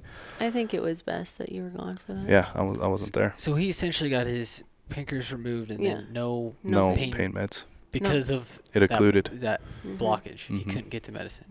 So right then, after he code blued, which was literally horrible, It's probably a good thing I didn't see it. the doctor freaked out. He was like, "Get that!" Love he this guy, too. Freaked out. Get that fucking PICC line out. We're putting in a new We're one doing this right here. now. So they Did went surgery in the NICU, which I didn't know they They could do. paralyzed That's why him. they don't want you in there. Right. Yeah, they paralyzed him on like Purpose. gave him Meds. something, Meds, and yeah. then they ran one right here, so he has a scar here forever, and And a scar there here. forever. Yeah, But they fixed. but it fixed his. It's like you think pain. about shotguns, right? The gauges. Like Yeah. there's a 10 Different gauge size. and there's a Mm-hmm. 20. 28 I don't know shit about gauge, right? shotguns. Well, there's like an 8 gauge. Think of it this way: there's an 8 gauge, which is like a massive shotgun Yeah. for an adult, and there's like a 28 gauge, where it's like that's the one you take your kid out hunting with. Right. They gave him the 8 gauge, Yeah. so his blood vessels, it wasn't Yeah. big enough to Right, like to to hold it. So that doctor, like, nope, we're doing this right now. Kicked everyone out. They all had to leave. They did surgery right there. was And amazing. that fixed them. So we Coming called out of this that. film The Window. Mhm. Yeah. What does The Window mean to you guys? So it's very good timing. You just asked that question. When It's like I do this for a living. right when he was recovering from that surgery, which that recovery for 2 reasons takes a long time to recover from. One, the trauma of the abdomen and the pancreas. The other is like the body now has to learn regulate has to regulate literally without teach itself. a pancreas. Right. So we were still in the hospital, but we got moved to a room. I hate to floor call it like 5, a floor 5. hyperinsulinism. Hyperinsulinism It's that floor. level, and Endocrine floor. There was like a small little window. We were in our own room. Yeah. It was the first night we got to sleep. When we got moved to that, it was the first night we ever got to sleep with our kid. You're all three in the same room at this Granted, point. Like we you were get to be in sleeping. the room with your kid. Yeah. You're not kicked That out of must have been these. incredible. Oh, it was unbelievable. Oh my God. Like You after would've thought- after everything that you've been through, just the ability to like Yeah. be with your own you child. would have thought we were at the best hotel. Yeah. We were like the NICU, like I this said, is they so don't awesome. want you in there. Yeah. These rooms, it's all good, Right. right? Like even when our moms would come out, we could all hang out in the room, and he's right there in the bed, Oh, and like yeah. you are welcome It's like there. you're in a little room. Yeah. Like they actually have like hospitality to it. was Like, hey, for can the we first get you time anything? had Can we? a baby that you could. I laid down You on a. get to do all the things that you think took- that you're going to get to Yeah. do I as mean, a granted- normal parent. You get to hold your baby and be around him. Exactly. Yes. Like feed him like this. Yeah, Like wow. laying. He was still hooked up to a bunch of stuff, Yeah. but we got to take him we, out of his he crib. he was like this. He was connected always to something for the first 6 months, 7 Yeah. months of his life. Yeah. I always had to carry him. So with we, something. for the first time, picked him up, laid him down, and we got to like lay with Yeah, him on next a to bed, him, with you him. know, it was an What an incredible feeling. amazing Oh my feeling. God, it was unbelievable. And this is where the window comes in. Is that room had a window, just one window. I mean, it's a hospital. that so you- didn't even that went to like cement. the Ritz Carlton. It was But a brick wall. not even But if you missing- got the right, if you got the right angle, see you could out. see some blue, Yes. some blue Sliver. sky. Seriously, we used to laugh because we were like, "This is the first time we've seen sunlight, and it's just like a wall." But we were like so happy because it's the first time we all ever been out of the. And her and Thank you. I, like, I know what the outdoors has done for me and has meant for me. And I, like, as we talk about in the film, like, being an outdoorsman and a hunter, and that was what my family was going to do. And I know how healthy the outdoors is for people. So I kept telling, we kept telling each other, like, if we can't go outside, this is where he's sitting all day. So we'd We put him would in a little prop him up. bassinet so he could see outside. He wasn't looking at fluorescent lights. He was, you know, at sunlight. And And he could would see know. I stuff. swear, he'd be like, He'd be so calm when we'd put him in that window. and that's why it's called that. Is for, 2 months. He was hooked 2 up to months, you sat- machines, you stayed recovering. together in that room. Yep. And And he would looked out the sit little in that window. window for months on end, and that's what I would play That him was elk the noises, show him our videos. I would show him, all kinds of Yeah. outdoor videos. Man, it's the little things, isn't it? It's the little things. yeah, it was crazy. We talk about going hunting. That's where I'm forever grateful too. Is like the fact that I could stay there, online business, Chris Porter here, like, holy shit. I feel like it's a weird feeling to think that like my life was set up for that, unknowing what was about to come, right? It's like everything's connected in weird ways. Yeah. So we would talk about hunting all the time in there. Yeah. When at what point did you get to come home? Like come out? I mean, get back and like get back to more. I mean, Like normal. yeah, normal-ish. June or July, I think It was was. right. How old it would was he have been March. then? It was I March. think he was. Yeah, so we were in Philly. We were in Philly We came for back 4 like months. June or July because we went to the. July. Yeah. We came back in July. Like July 1st. But it still wasn't normal. Yeah. He was connected with a. He still.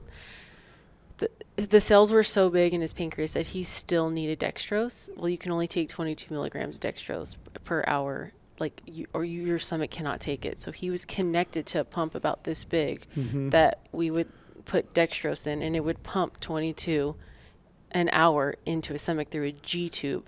So we became basically nurses for like his first year of life. So you'd have to grab a pump with him, and then everything else, because if you walked away with a pump, Yeah. stomach went flying, literally, and that happened about 2 different times. Oh, My wow. mom stepped on his cord. Oh my gosh. Oh, she's popped it gonna out. kill I know you. she's gonna. It eats her up every day. My mom did it too once. She stepped on the Yeah. cord. Had him step on the cord. Popped her right out. It's hard. Right. He's a You got big, cords and he was everywhere a carrying. big baby. He was. How big was he? 9.2 at 36 weeks. Yeah, my first one was a 10 flat. Holy shit. Yeah. And my, no. my other two are both over 9.14 and 9.10. Holy shit. They were all big. Yeah, Yeah, and it you was- know, and then Yeah, can they're you imagine, giant. so you have that, and then Yeah, like But at the this time, pump, though, and, At this time though, he was, because he was been pumped full of dextrose. Yeah. That's the only way he could live, So is he being was pumped full of. really He was overweight, like, but just fluid. So Yeah. I mean, he literally looked like a little tick. He Poor did. thing. Bless his heart. Right. I gotta He's come be a hon- long way. because I gotta be honest sometimes here. I look at the baby pictures. I'm like, Hey, I gotta be honest too. my oldest kid, she'd been in labor for a long time, and when he was born, this is no it's shit. scary. When I first looked at him, I thought, well, I love him because he's my kid, but that is the weirdest looking kid I've ever seen in my life. I'm like, that is the We ugliest say- baby I've ever seen, and that is not at all what I thought my baby We would look say- like. But That is one ugly baby. no shit, and then we'll both tell you. I mean, my wife would tell you that too. She would be like, he was pretty hideous as a baby. Dude, It it's took 3 or 4 days, and we were kind of like, okay, Yeah. this is more normal. But like, I'm But not. can you, the so first, can you imagine though pumping Oh, more fluids yeah, with into that? Yeah, everything else I can't imagine. it's So I understand. I can relate in that yeah. regard. we Yeah. because we That had been sliver. because Yeah. we had been being a parent is an amazing thing. Because we had been told that all this stuff was wrong with him, we would look at him and be like, he's cute, isn't he? Yeah, he's cute. Yeah. Oh, And, you talk yourself into Oh, it. we because Like, now do you think I'd be like, he's no, cute? for real. Like, Now- he's No, I fine, mean, right? like, yeah, no one would ever know. Like, he's a Nicky baby. Like, that's what we tell ourselves. We go back and look at pictures now, and we're like, holy shit! Like Yeah. that parent Well, bias can you is imagine real. Dextrose. Yeah. Dextrose. He looked Pure like sugar. a tick. I mean, and he Huge. had the big adult kidneys, so he was like literally rolls to here. Yeah, Right. I have was one wild. picture. He looks like a little Italian. Remember the little Yeah. little fat sausage? yeah. Fat sausage. No, But I mean, but he was always happy. Like, we'd always tell him hunting stories. yeah, Nicky I would mean, always. I don't yeah. know, just everything that they kept saying. We never believed it because he was just so into. And the way I pass the time is daydream. Yeah. I'm a Right. dreamer. So all I would think about is Honestly, just same. one day we're going to be hunting. One day we're going to be going hunting. Like I just kept telling everybody, there will Yeah. be a day that we're And with hunting. the And that's pump, how we I'd get didn't through know it. how long he would have to live with a pump. That's another thing. It's usually like almost 2 years old. He kicked it at like 6 or 7 months old. Yeah. Yeah, he was off. So that was another thing. Like, are we going to be able to take him hunting at a young age? Like, is he going to be able to Right. get into this? And are we carrying around a pump? Like, what are we doing? Like, what's the expectations? You know, like, you have all these daydreams, but the reality of it was we were sitting there looking at our kid with a pump, and we're like, is he going to be normal? Like, you can't be too far we away don't from the know. And hospital. not what's Right. normal, right? But like, is he Right. going to be able to hunt? Is he going to be able to play sports? Is he Yeah. going to be able to do all these things that we Yeah. would daydream about? When was like the turning point where you guys were like, Oh, he's good. he's good. Like First- now we can actually do stuff. We can go outside. And First of the year when First he kicked off the. of the year, but then COVID hit for us. So Yeah. when he turned 1, it was a shutdown in March of 2020. So then we're running around the house like trying to play hunting inside. Like, Yeah, still can't go outside. we Everything's shut couldn't down. really It was go. weird how we that happened. literally couldn't go anywhere, So At least we had more windows in our house than the Yeah. hospital. So, I was like 1 year old, I would say, because he kicked that pump so fast, which was like shocking to even Philadelphia. They were like, oh my gosh, this never happened. So, yeah, I would say like 1 year old. I feel like I vividly remember the first of the year being like, okay, we're good. Yeah, like, This Yeah. is good. and he was showing all like the good milestones. And there was things, like with speech we were scared about, which he's completely fine. He says terrible words sometimes, Dad. Talks like I do. And Imagine that's that. just a whole other Talks like a podcast. sailor. Imagine that. It's Get just him a on the whole other. podcast. Get him on the. We Dude, should get him on we the should. podcast. No, we don't. Yes, want we him should. on I the do podcast. actually. I do want that. We should make him do like a recording for the intro. Oh yeah. Great Yeah. idea. No, so like 1 and then 2 years old. Actually, I would say was the scariest surgery of them all. He had a stomach blockage from the adhesions of the pancreas. Yeah, we got set right. We got a little ahead of ourselves. Yeah. I did. Yeah. Thinking everything was like, oh, dude, my We're brother has a golden. son, same, literally 3 weeks apart. So like watching them, and I'm like, in first of the year, I'm thinking we're coming out of this. We're all good, right? Mm-hmm. We got put in our place pretty Yeah, quick. 2 years old was really, really, really bad. Like really, really bad. We were there for like 14 or 15 days. From a complication of the pancreatic surgery, Mm-hmm. his intestines tied. They had scar tissue on them from all the damage that they have to do through those to get to the pancreas. Right. And they had tied. So his intestines were tied up. They had to go in and unblock it? Yeah. Yeah, full It was surgery. really bad. That was his 7th surgery. Like really, really bad. But he made it out again. I mean, this kid, he couldn't walk though because they blew all of his veins. They couldn't find him. So that he had a real chubby kid. Yeah. Real chubby. he had a IV in his foot. So he laid there for 15 days without walking. And so then when he stood up again at 2 years old, he was Bambi. And I'm like, oh my God, now he has to like learn how to walk again. Like, what's going on? No. Right away. Right away started just like shook it off. I have a video of him walking out of the hospital pulling his wagon full of stuff. Like, So see it's ya. Get the hell out of here, man. He's like, let's go home. I'm Yeah. sick of this fucking place. Yeah. I'm not even kidding. I'm like, what? So What's going on? when we were in there, though, honestly, that's when this hunt came together. Yep. Because I'm not waiting any longer. Like this, Time to go. there could be Yeah. setbacks. Who gives a shit? Like So I'm we not were waiting for everything to be supposed perfect. go, yeah. You know, because we were waiting, and I'm like, fuck that. I'm not waiting for it to be Yeah, perfect. Like this Lorenzo's is like, our we're son. going. This is our life. This is our son. Right. I don't give a shit. Like I'm planning a hunt for us this year. You're elk hunting. You're bow hunting. We're taking him with us. Yeah. And I We're was like, doing what? this right now. Why do I have to do it? This is middle of January, application season, you know, like that's where my mind is at. I'm back in Vegas, like back in the grind of GOHUNT. I'm back into the network. I'm like all pumped up for hunting. I'm like, this is it. Right. We're doing it this year. I don't care if he's too young. I don't care if, you know, we got to run to a hospital. I don't give a shit. Like we're doing it this year. Yeah, And when I get my mind set on stuff, she'll tell you. Like I get weirdly like one-tracked. We're doing it. There's no other option. Like I So- decided this is what it I is. got a bow. And it's happening. And No other Taylor, no other you're going choice. bow hunting. Because were you at the Yeah. point like, I mean, you essentially don't know. There could be another setback, and Yeah. we have this window where he could go outside and experience. Oh, I was caught in like, okay, we're waiting for everything to be perfect. It's not ever going to be. This is our son. He has no pancreas. He's got complications. Like, you know, And there could be. We go to- you know? we go back live to our Philadelphia. Life kind of like that. we which- go With the back to the Philadelphia. potential. Still, right now today, we go to Philadelphia every 3 months for checkups. He is at a much higher risk of some childhood cancers, some other complications, and we still have to monitor him. We had a scare in July. We had a horrible scare in July where it was all emergency, back to Philadelphia, all kinds of tests. Thank God we got good news again. So it was more of a scare than anything. But it's just reality of our Yeah. son. Right. It's who he is. And I came to terms with that.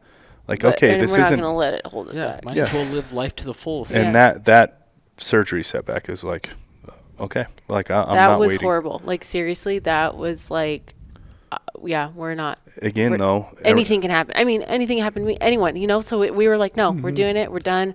We'll just bring whatever we need to bring, yeah, and we'll figure it out. And I swear, that's everything happens for a reason, and it he got us had out the of best that. time there.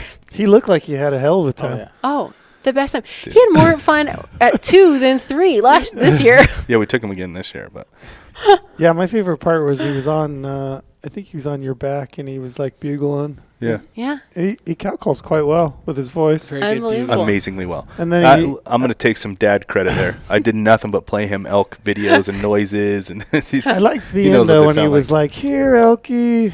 Yeah. Oh God, that's Elkies. Elkies. he That's my could favorite not. part. When we decided to go and we were all in, we got all of our shit. We were there. We were scouted for a day. They're like peak rut in Utah during that bow hunt. You guys, well, and the noise, like he was enamored by the noise, he's like like, all the noises and how big they are too, Everything and they're was like- pretty easy to see in the rut. Like you can sneak in 100 yards, relatively. Bow range, totally different story, but 150 yards, get that real guttural bugle sounds and Right. Oh yeah, it seems out of this world when you yeah, hear they're one easy. bugle. Oh, he was he- enamored, and he loved that it was loud. Loved it. The kid He loves loves loud everything music. big, loud, everything. I want is- all of it. I want the whole you can't, thing. You can't pour like here's a cup of.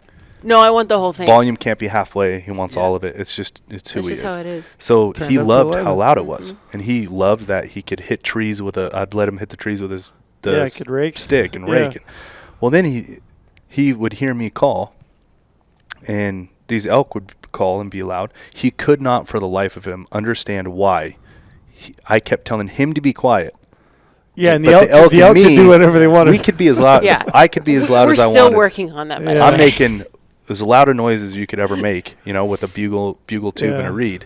The elk are being as loud, but I kept telling him like, Turtle, shh, no, Yeah, shh. he doesn't get that part at all. The look on his face was like, bro, you serious right now? Yeah, he's like, do you "What?" realize? I want to be Yeah, loud. do you realize what's going on? Do you hear that bull? And I want to be that bull. So we Yeah. would say stuff like, "Oh, do you hear him talking? Do you hear him talking?" And then that's when he'd be like, "Elkies." Oh, yeah, I love Come here, that part. Elkies." It's the best. Oh, it my was so gosh. funny. So God dang, it was going funny. into this hunt, what was your strategy with Turtle, like how you're going to do the hunt versus like when you got there and the reality of it? I was dead. Look, I was the one that was leading the charge here. It got put in my place real fast. But I was the one that's like, we're doing this as a family. I don't care what bull we kill. I don't care if it's a spike. We are doing this together. Like, this is my son. We're out of the hospital. This is what I've been dreaming of, is starting my family, starting our hunting traditions. Like, she's into it. So, I get pretty blind to other things. And I just, unrealistic goals, we'll say that, right? Can be a strength sometimes, but not all the time. Not in an elk hunt with the 2-year-old. So when you were like thinking like, all right, we can distract him, we can do this. it's Yeah. with Like, him. she can I'm set like, up. it's with him and him only. That's our only option. I have to commend you for trying, to be honest. Because Tried I've really got hard. 3 boys, and I haven't taken any of them elk hunting when they were 2. In fact, I'm pretty selfish when it comes to that time, but, like, I have to commend you for trying. I genuinely think if our life would have been, quote unquote normal, so to speak, I wouldn't have. Yeah, But it was the weight of the it, circumstances. right? The meaning of what this was. meant more to you. The Yeah. meaning of To it. get It him was out like, there. we are going Yeah, we're because going. we. And he's getting outside. Yeah. I don't give This a is what shit. we It's dreamed cold. of. Yeah. He's going to deal with the elements. Like, no more fluorescent lights. Like, this is it, right? Mm-hmm. So I told her, I'm like, the mom intuition. I'm like, what do you think? Well, he likes goldfish, and he likes, what was your? I don't even know. He loves milk at the time, Milk. so I would like pour like tons of water in it, and, like just to make like a big one, so he'll Yeah. just like A sit big there. gulp. Yeah, If he has a straw in his mouth, can't make noise. yeah. So we're thinking of everything. Then I like found this clip of Blippi that you could like download, That and was a there's no big find. service, and he doesn't like have iPads or anything. So I'm like, well, maybe if I bring my phone and like put a little Blippi out there with his El Toro Loco and. Yeah. So what's the first? So we were out there a tried day everything. early. We were out there a day early, just looking, and then the next morning, because he, it was all new to him, so he was like so focused, right? The closest we got to killing a mature bull, Seconds. literally, first 5 minutes of the hunt. This bull got kicked out. Must have just got beat in a fight all by himself. He's a mature bull pulling off we could hear cows. I think he just got his ass whooped, and he was like kind of had his head down. You know how they're pretty like out of it, dejected when they're pulling off a herd like that. Yeah, they pick up another cow, and they're Yeah, like, and I'm they're back in just- the game. Yeah. So he was just kind of off on his like walk of shame, and he was coming right at us. I'm like, holy shit. But we were on the move. And you can't you're not on a quick move. I always had him on my shoulders. He's a big kid. I couldn't really hold him, baby style. So I always had him on my shoulders. So I had to have, take the time to get him up there, and then I have to walk a little slower to make sure I'm not, tripping and falling and being an idiot while I have my 2-year-old son on my back. So we were kind of caught in a weird spot. We were a little bit in the sun. I had my son on my shoulders. This bull's coming right at us. Bow and hunting. So I'm like, drop. So I told her to drop. I'm like, okay. Mather, cameraman, we all drop and sit there. The bull didn't see us, drop down to our knees, and he keeps walking. She's on the bow. I have my son. My son's quiet because he just doesn't know just yet, right? Like, he hasn't been in it enough days to know. He was just so He's just overwhelmed with overwhelmed. everything going Yeah. on. So he just didn't even know to make noise. Sure. This bull needed to take one more step, and I literally mean, in film it comes off well. It needed to take one more step, and we would have had a 'Cause bull when I killed pulled back, with there him. was First step. trees. 5 minutes. Who would have I thought couldn't that? see it. How are you feeling? Were you excited? I was, but to be honest with you, I was so with the arrow with him, and I'm like, am I set up? This is like the first time I've ever 5 minutes into it. How the hell am I Yeah, this supposed is to your know? first archery elk hunt. Yeah, I just didn't know anything, and I looked, and What's Peep. The peep. No. Peep sight, not the peephole. Yeah. She always called it the peephole. The people. I kind of like that. The people. Let's change it to the people. I always call That's it where people. Neville's going after work today. I know. I literally call it that. That's why I looked at him like, what is it called again? And I saw trees. Okay. That's what I saw. I don't know. Maybe. It's a good choice. Good Yeah. choice not Well, to then shoot. I didn't shoot. And then he literally saw a second. Arrows later. don't fly through trees very well. Yeah, I found that out this last time too. Yeah. So anyways. I was I just don't- like, You're probably thinking after that, you're like, oh, this this is a bag. False. We This got is this. very doable. False sense of security to Well, the yeah. absolute You're like, fullest. 5 minutes. He'd be quiet. Elk are gonna come in. Like, Well, it's we're like, gonna have what a are the great- chances your hiking path Even he's and like, a bull "That just doesn't getting his happen." ass whooped lines up, right? Like, what are the chances Never. of that? It never happens. And well, then it it's, kind of like ruined me too, because I'm like, oh, okay. yeah. I'm like, this is what you do. Like, no, you don't at all. By the way, Well, for the next 5 days, and Nothing. It 5 was- straight it days. I was- mean, we have a 2-year-old. We're waking up at 5 in the morning, waking cold, him up. waking him up. We He's hunted. loving that. never- He's like, what are you Yeah. doing?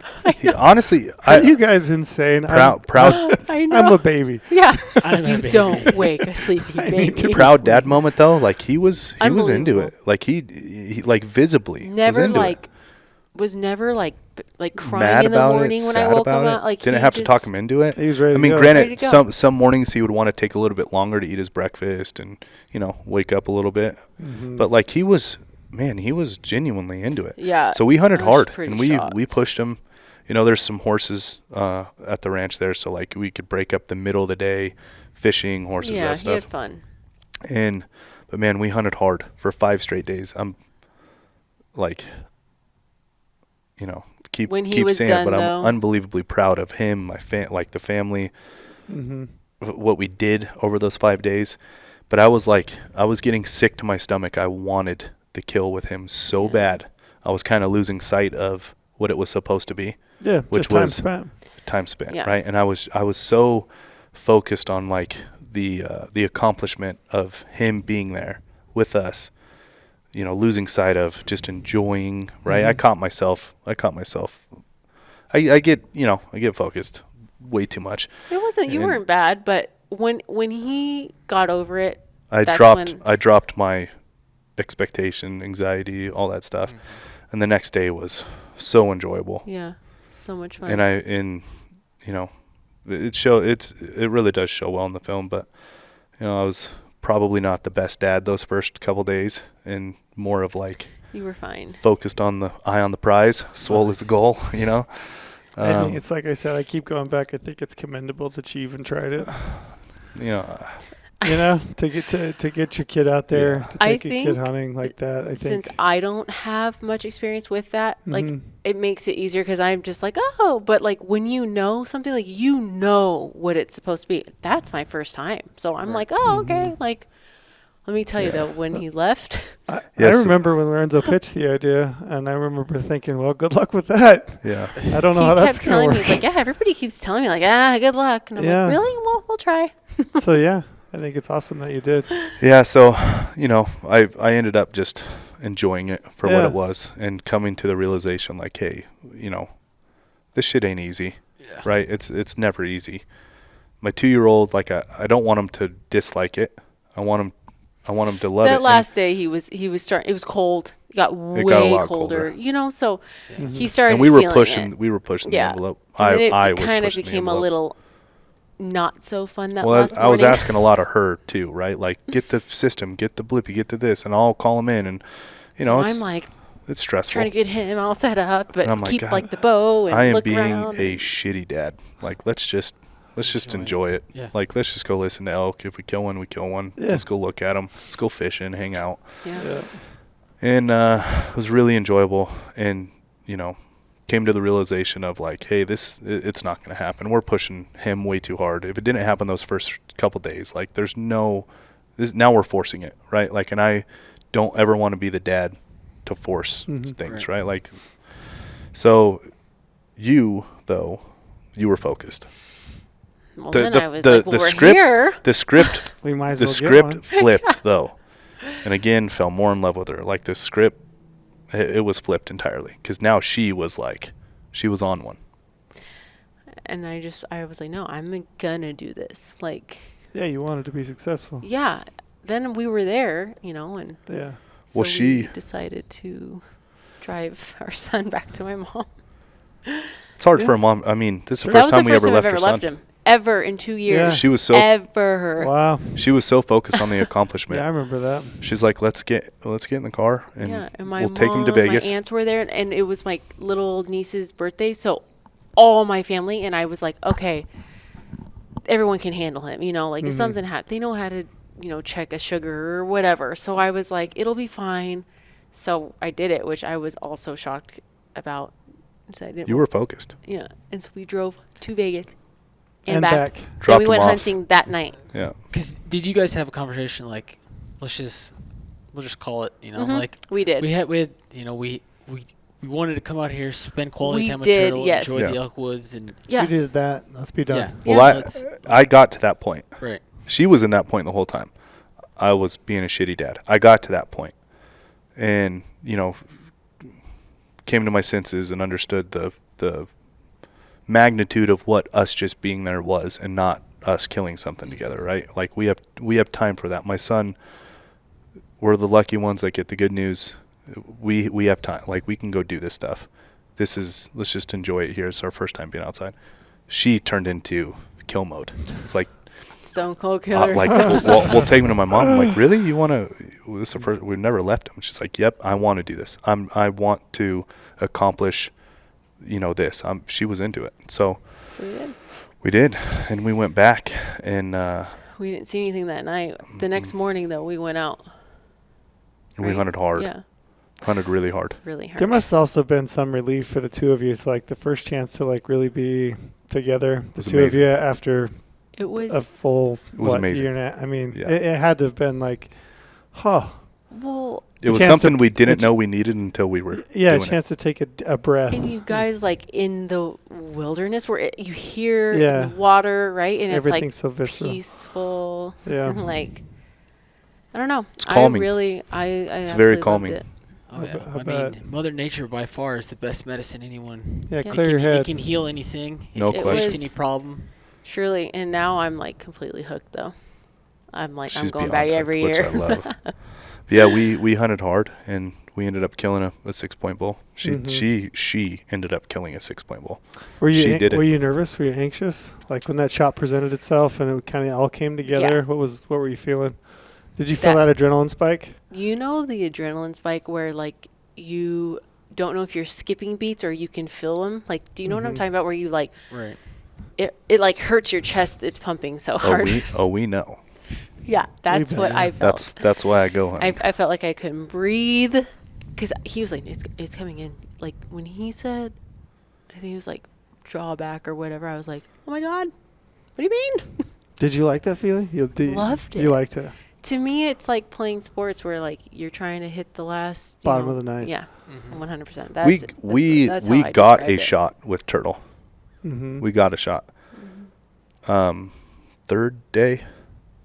Third night with Turtle. Yeah, it was a night. And it was 65 yards. And, again, I think everybody can understand why we weren't shooting 65 yards every night leading into this hunt, right? Going to Philly all the time. And we had a bunch of doctors here at the time. And, we were still in the woods. But anyways, not making excuses by any means. She can shoot 65. And we had shot.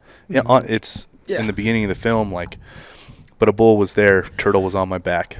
The sun was going down. Yeah, the lighting, No it's- excuse. I don't care. I missed. the dark- I'm not one to like. Dark timber. Sugarcoat it. Yeah, Well, I don't care. dark timber, gray light through a peep sight. First time she'd ever looked through peephole. a Yeah. peephole. Sorry, a peephole like that. That's so embarrassing. And he was on. It's not embarrassing. It's great. He was on my shoulders, and she made it. She made a great shot. It was just low.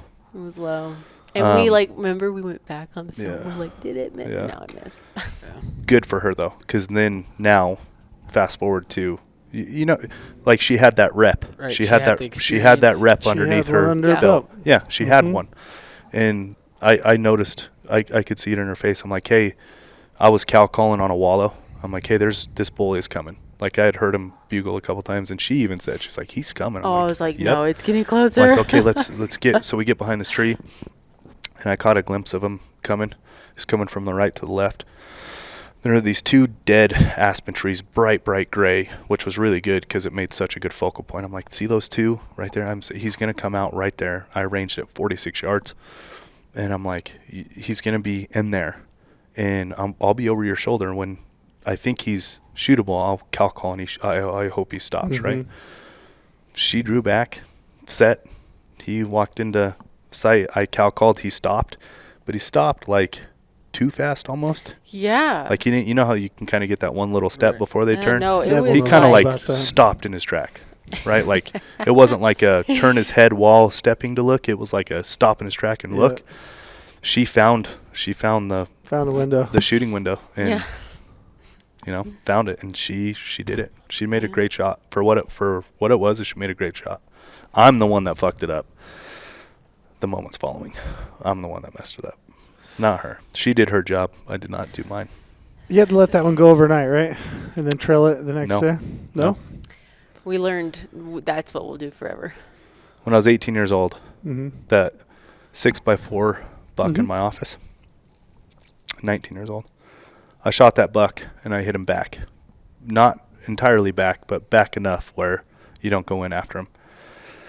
And my Uncle Heath told me, don't go in after him. I pushed it, ended up recovering him, but it was very stressful, right? When you're young and dumb, you have an excuse, right? Been hunting for a long time, since I was 19 years old. I've been on a lot of other people's hunts. I've been on some of my hunts. I haven't hit them the best.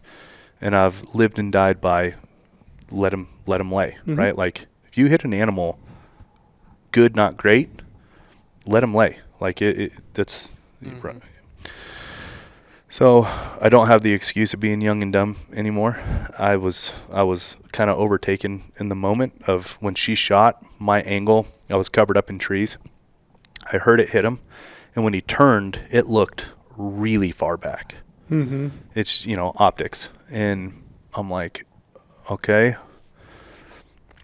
I'm not going to lie to you. Like, I don't know if it was a good hit. Like, I don't even know if it's like maybe good. Like, it looked really far back. We're sitting there. I kind of thought it was, though. Like, you thought it was good or far back? Like, she's the shooter. Good, but like not what he good, not practiced. Great. Yeah, good, not great. And I knew it was good, but just not great. Yeah. And basically, here comes my downfall again, where I just get overly focused in my own mind. And she's telling me, like, no, this is where I was shooting. This is what I saw. And in my mind, I'm like almost, not even listening. And he wasn't listening. Because I'm just like, I've done this before. I've done it with Neville before. Neville will be like, oh, I definitely hit it here. And I'm like, yeah, right. And it's angles, bud. And it's angles, right? Like, so, and I knew how bad she wanted this. I knew the magnitude of her leaving, like, me leaving him and her leaving. There's 2 very different things. And I know that. Like, I know how hard that had to have been for her and how focused she must have been on this goal that she wanted to accomplish for herself. And so, like, I'm in it with her. I want her to accomplish that. I want it for her. And like, that's what I'm bought into. This is not for my son. And this isn't for anyone else except her at this point. And I'm like, and the hunt's ending. Like, we got to go home. I mean, we have a sick, I use sick loosely, complicated, we'll say 2-year-old at home that he needs certain checks every day, and we got to do certain things for him and monitor him daily. And like, that's stressful for the people we just left him on. So like, and I want her to accomplish this. So I'm like, I couldn't take it anymore. I was laying there. I'm like, I can't take it. I got to go look for blood. Like, if you did hit him good, he'll drip blood. If you hit him where I think you hit him, there ain't going to be shit. Well, my dumb ass, because I'm not young and dumb anymore, goes walking up to the shot site, and I'm looking for blood, and I see some, and I'm like, that's good. Go a little further, see a little more blood. I'm like, maybe this is really good. I take a step. I see something move out of the corner of my eye, and that bull is 30 yards away from me. He didn't go more than 50 yards, and he bedded down. Liver, single lung, whatever, ends up being a liver shot, which it's not terrible. That's dead center of the body. Just needs time. Just needs time, right? Mm-hmm. And which is, by the way, didn't give it time. An incredible shot that to hit that bull with the shooting window she had, 46 yards, adrenaline pumping. Second time she had ever looked through the peephole in dark timber. Yeah, there's nothing like That's being what was thrown into the deep end, like going bow hunting, bugling bull out. bull walking, cow call to stop, Yeah. trees to find the shooting window, the shooting lane, right? Like yeah, like go from shooting an antelope to like to that. Literally you're before bow hunt a that, bull. we're like enjoying the river and about to eat a snack. I'm thinking I'm getting a snack. Yeah. I'm like, Snack time. Relaxing. I'm taking it seriously in. sitting down like, Yeah. I did. 0 So to 100 real nice. quick. Give Real me quick. those crackers. And he's like, do you hear that? I'm like, what? No snack? Okay. I want my snack. Low blood sugar, like turtle over here. Literally, I need some food. We blame a lot of stuff on low blood sugar these days. Yeah. My son. Yeah. So anyways, my fucking dumbass goes in there. He's still bedded, but he lifted his head up. His head was down. Lifted his head up, and I looked over, and he's looking right at me at 30 yards. I'm like, not only am I fucking dumb enough to do this, I'm also dumb enough to not have her with me. Because she would have just Yeah, it was plugged him right back. there. I mean, he didn't do shit. So I'm like, Hindsight. just the famous stare off with the sick bull. I don't know. I was gone for a while. I feel like him and I were in a staring match for 3-4 minutes. Wind changed, whatever. He got uncomfortable. Obviously, he's sick. Got the adrenaline, and that's never good in a mature bull, Yeah. Picked up. Took off. See you later.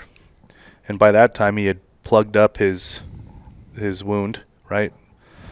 Not entire. He did bleed a little bit, but not. I mean, it was pretty plugged. I mean, they lay on that wound for 20 minutes. And the skin and fur and hide, all that stuff. So I went back and beyond sick to my stomach because I knew what I had done for her. I honestly thought Lorenzo was not going to make it. I've never seen him so sad in my life. That was pretty dumb. I forgot about the elk. I'm like, Lorenzo, are you okay? Like, he was devastated. I was pretty down on myself. Devastated. Because of what I had done for us, not for me. Like if it was, that's why I kept telling her. You don't want to lose an animal, but you also want the very Her best first. experience for your, for your wife or for your kid or whatever. I was like, Absolutely. it's not a big deal. It's fine. It's fine. I'm like trying to console I'm him. like, it is a big deal. Do you realize what I did for you? Like if this was my hunt, I want to give $2. Like this is, this is for you. I'm like, oh my God, he's not okay. So I'm like, let's go back. We'll go get some food. Go, go back to call all my friends or all, everybody I can get a hold of that's here relatively close. We had me, you, Norm, Kendall, I think that was Mather. Mather. And 5 or 6 maybe. we hung out for hours. We hiked. Hold on. We hung out for hours first, sick to my stomach. Okay, well. Tried to take a nap, couldn't. Well, then we went back at because that was like 9 a.m. when that happened. We went back at like 3 in the afternoon. I've never walked so much in my entire life. just looking. Gritting it out, looking. Yeah. Never. I was like, no, my feet are gonna fall off. Like, literally. How long? Seriously, how long? 4 hours. I mean, till it got dark. 4 hours. And just nothing. Nothing. Nothing. Yeah, that's a gutting. That's a sick feeling. Yeah. It's the worst. Like when it gets too dark and you're like, I have to give this one up for the night. Yeah. And you don't know. Yeah. And here's why it's the turtle bull. As luck would have it, just like my son, against all odds. This is to the point. Mather stopped filming. Like even in the film, like we stopped. There's not like part of the turtle bull because it was game over. It was done. It was done. It's done. And Mather had checked out. Genuinely, It I was had like checked out too. It was really depressing.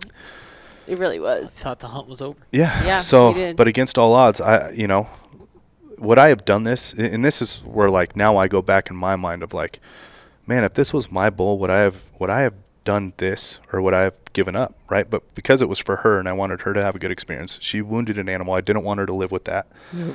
I'm like, you know what?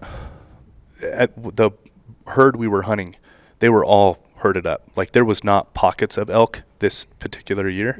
Like they were all together. I mean, they were in a group of 100, 150 Massive. with the, 10, 15 bulls and that just intertwined in that. And that's why they were so hard to kill, by the way, with my son too, is like there wasn't these little pockets of like a bull with 3 cows. It was like the elk. Yeah. Like there was no other option. Right. And that's where I kind of finally gave up mixer. in the end and like, hey, Yeah. let's just Like, enjoy okay. this one. This isn't really a good year to be chasing these elk around. It's not like they're, peeled off in the rut kind of stuff. They were all like in it. That archery is kind of those earlier days. You know what I mean? They're just balled up, right? Yeah, can be. And I'm like, you know what? We're going to hike off this way.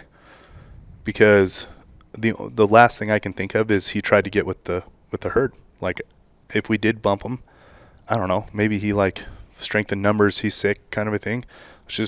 Let's go after the herd, like wherever they are.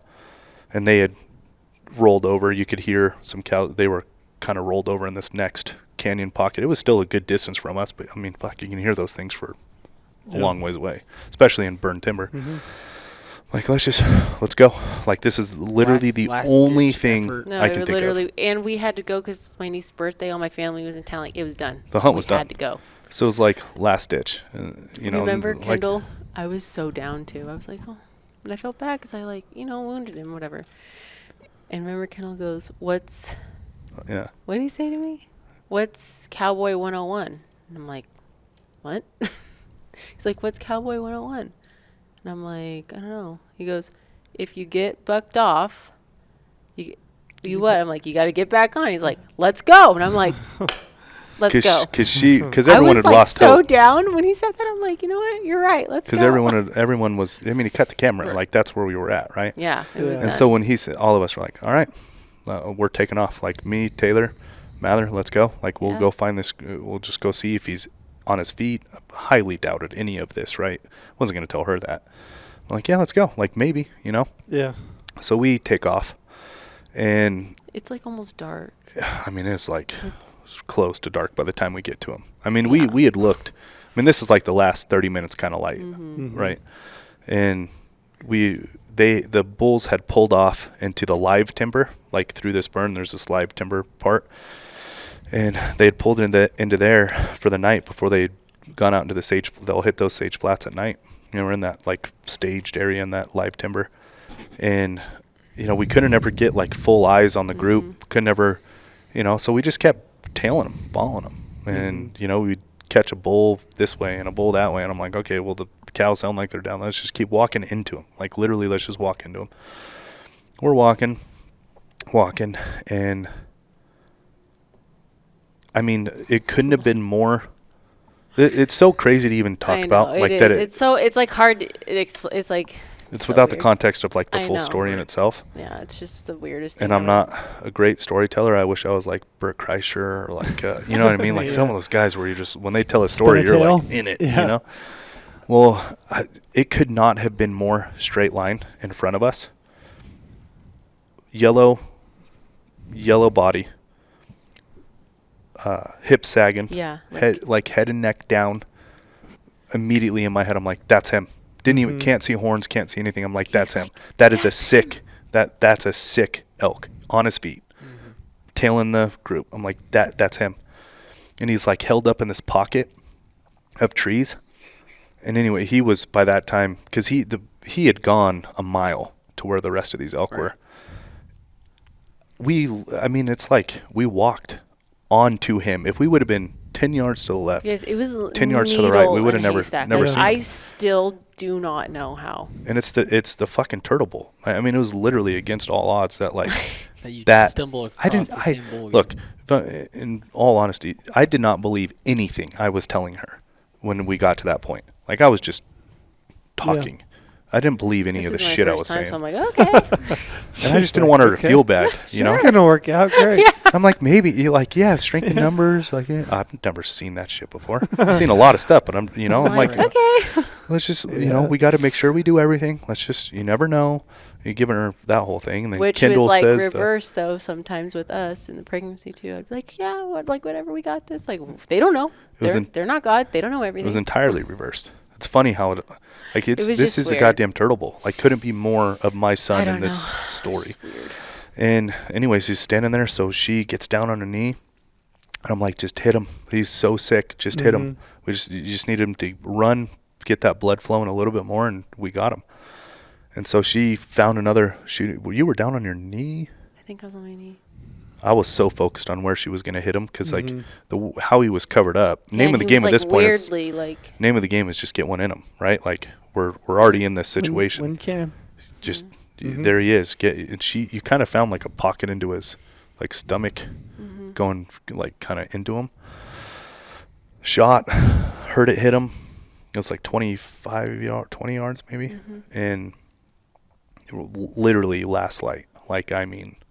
Yeah, we had to stop. We within seconds of like legal, and thing takes off down the hill. I'm like, we got him. She's like, how do you know? I'm like, I'm telling you, we got him. She's like, well, let's go find him. Not right now. We ain't gonna find shit right now. But we don't got him. We were far. And we were far. We were really far from where we were staying. So got her believing in like, hey, yep. I honestly was feeling fantastic now. So like, let's go back. Let's sleep. We'll sleep in. We'll sleep in for once. Yeah, sleep in for once. We'll let it get light, so we don't miss any, any blood sign, any blood, any footprints. Like he would be if we needed to track him. Like he was not healthy, so he would have had those dragon foots. I felt confident like we could find him just based on the sign itself. Anyways, we walk out there, first light, get in that deep timber, and we're in there for 2 minutes. Next thing I hear Tayler, I got him. Did you find him? Yeah. You did? Did you? Shining. Did you walked onto him then? Mm-hmm. He went down to water. Yep. Gotcha. So he was down in that flat. I found him in, the flats, and I was literally yelling. So loud. She was so excited. I'm, Did you get emotional? Do you feel emotional? What do you feel like? Yeah, like I felt, like a little. And then when we were like talking about it, I got like kind of choked up just because we didn't even like really put two and two together. And like it just hit me. I'm like, of course this is the bull. Like it's the turtle bull. And we like looked at each other and we were like, oh my God, like this is literally the turtle bull. I fell to my knees when she started screaming. That's like, if I'm being fully honest. Yeah. Like I couldn't even take so it. Relieved. Yeah. Couldn't even take it. I'm like, how it was, in the world did that just happen? Mm-hmm. Which is how I think about my son every day, honestly. Looking at him now, I mean, we were talking about in the beginning. He's an absolute maniac. I bring him to the office once or twice a week in the morning. My mother-in-law will come get him at 9:30, 10 o'clock in the morning. And, dude, he's a maniac. Like, how in the world is this what we got, right? And it's exactly how I felt on the bull. Mm-hmm. It was wild, man. It really was. No, that's cool. Yeah, it's crazy, like the similarities between what you guys went through with turtle and then like how that hunt when all hope is lost, played out. And like good news, bad news, good news, bad news. Like it was literally just like that. I don't know. Yeah. It was awesome. We got him. Got him. It's hanging right here in the office. Yep. Yeah. Super cool. And the film was great. Yeah. It was fun to watch. I mean, just to be a fly on the wall and kind of. Yeah. Yeah. No, it is. It's really cool. Well, cool. That was fun, man. Do you regret any of the hunt? Regret? Mm-mm. No. Am I supposed to say yeah? No. I feel like he's giving me the eye. No, I do. I mean, why? Just because of how I was the first couple of days, but. No. I guess one question I have for you is, what was that feeling of like finally, being outside with turtle on a hunt? Like, I mean, it's something you dreamed about. It's something you thought about. The first scouting day was absolute heaven. Right. Like, legitimately, absolute fucking heaven. I mean, I could not have been happier. Listening to elk. I have so many like personal videos on my phone that we still watch all the time. The first time I don't think I've ever been as happy as that individual moment. Maybe when Dr. Kalish said he'd be okay. Yeah. Like that was a day that sticks out in my mind. When we were leaving Philadelphia. When we left Philadelphia, we went to the Rocky Steps. It's right there by the hospital. Mm-hmm. Like that's a day that. Yeah, it was so cool. Right. When we walked into our own house with our son. Mm-hmm. Amazing feeling. And then like that day, Like, yeah, just pure joy. And no pressure of hunting. Like, we were literally just outside. He's seen an elk he'd seen him on on the phone. I had, we'd call at night, and his like jaw would literally, turtle would be like. It was so incredible, man. When he so heard the incredible. elk, it was amazing. But then I just, I got too focused and lost that part of it. I think you're just being hard on yourself. I really do, because you weren't bad at all. We were like trying to do something pretty stupid. Yeah. I mean, who takes a 2-year-old? I've been known to do some stupid shit. So I just think you were like trying to make it happen. I mean, there's nothing wrong with that. Yeah. What do you, from when people watch this film, what do you think will be the takeaway? Like, what do you want people to take away from it? Never give up. Yeah. Like, it doesn't matter. I mean, I know doctors or experts and stuff. I'm not saying, and I know that there's other cases where, it's went an opposite way, but never give up. Like, doesn't matter what people say or think, just if you feel something in your heart and in your gut, and I feel like when you know that. It could be good or bad, but when you know something, and just stay the course. Yeah, I think that's probably one of the most interesting things, I think, just in hearing you talk, is the intuition that you had. Like, you always felt it. Mm-hmm. Like, you felt one way, you knew one thing. And I think, it's hard to draw conclusions between, your situation that you went through with turtle and, hunting, because those are, one is seemingly so, contrite compared to the other, right? But, if I might, there's been a lot of situations when I've been out hunting. It typically works out best if you go with your gut. Trust your gut. Exactly. Trust your feeling. That's exactly. And I think, and talking to you, just listen to you today, I think it's pretty incredible. Went with your gut. Yeah. You knew. Yeah, and thank God, because he's perfect. Yeah, he's got some scars, and he's got big belly and awesome scars though. Yeah, but he's literally right on Chicks track. dig scars. That's right. That's what I'm going to tell him for the rest of his life. And resilience, man. Think of the resilience, this kid. Yeah. And for me with that is like, take away what you want. Like, this is so much. This is like, for me, like, genuinely speaking, it was for us. There's people can take what they want from it, but like, for me, what my son has done for me, what this film will always do for me, going back and looking at it, is just dropping expectations. Like, I've my whole life, I've always had expectations getting into anything. Expectations for a hunt, expectations for my son when we first got pregnant and found out he was a boy, expectations for the business, expectations for, what I'm going to accomplish in this year and all this. Like, he has taught me, and this hunt itself is a perfect representation of like a reminder for me to always be able to go back to, of like, fuck the expectations, who cares? It is what it is, right? Stay the course. Failure is not an option. As long as failure is not an option, it's going to work out. And what matters most. Yeah, exactly. It's true. And really nothing matters if he's healthy and everybody's healthy and happy. That's all that matters. Well, that's awesome. I hope everybody enjoys. One more. I know. Before we go, talk to us about Alex's lemonade stand and and what we're doing with them. So if we can. You're intimately familiar. Well, I just use them like more for like when we do birthday parties or stuff. We don't ask like for presents. We'll do like donations to it, because it's childhood cancer. They work with childhood cancer, and they're these very like rare types that people don't get funding for, which is what our son is at high risk of. Like Wilms tumor or things like that. So I think we're gonna do a t-shirt, and we're doing one. So we found Alex Lemonade Stand through Children's Hospital Philadelphia. They work very closely with them, and it is an incredible nonprofit. Like, it is the story of why it was founded and how it's funded and the purpose it serves. It's her and I, we have lived and died by Alex Lemonade Stand since we found it. And there's a lot, like you always hear, there's a lot of money into diabetes research. Yes. Our son has hyperinsulinism as well, and also has high risk for some of these, the bad C word stuff.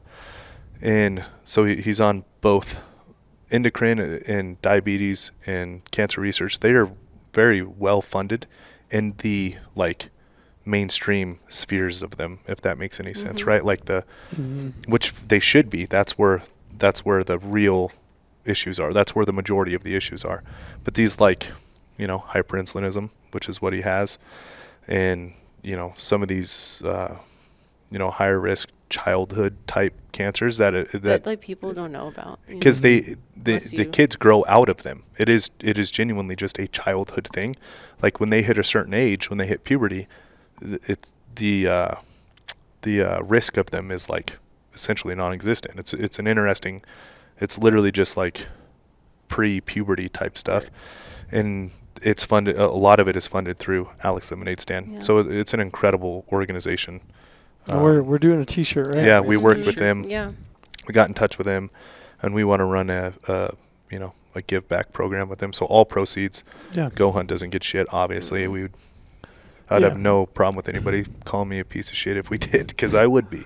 And so this is solely for them, the kids that need it. Going to all the rare childhood cancers. Yeah, and we'll have that available on our website. It's got a great graphic on the back. It's got Turtle on Lorenzo's back. You got Tayler kind of off the side. He of the bow. lived on my back for that hunt. So it's a great graphic tee, back kit, and like you said, proceeds all go on to Alex Lemonade Stand. So watch the film, pick up a T-shirt.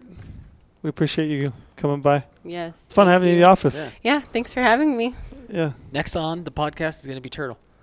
Can't wait for that. I think we should have him every week.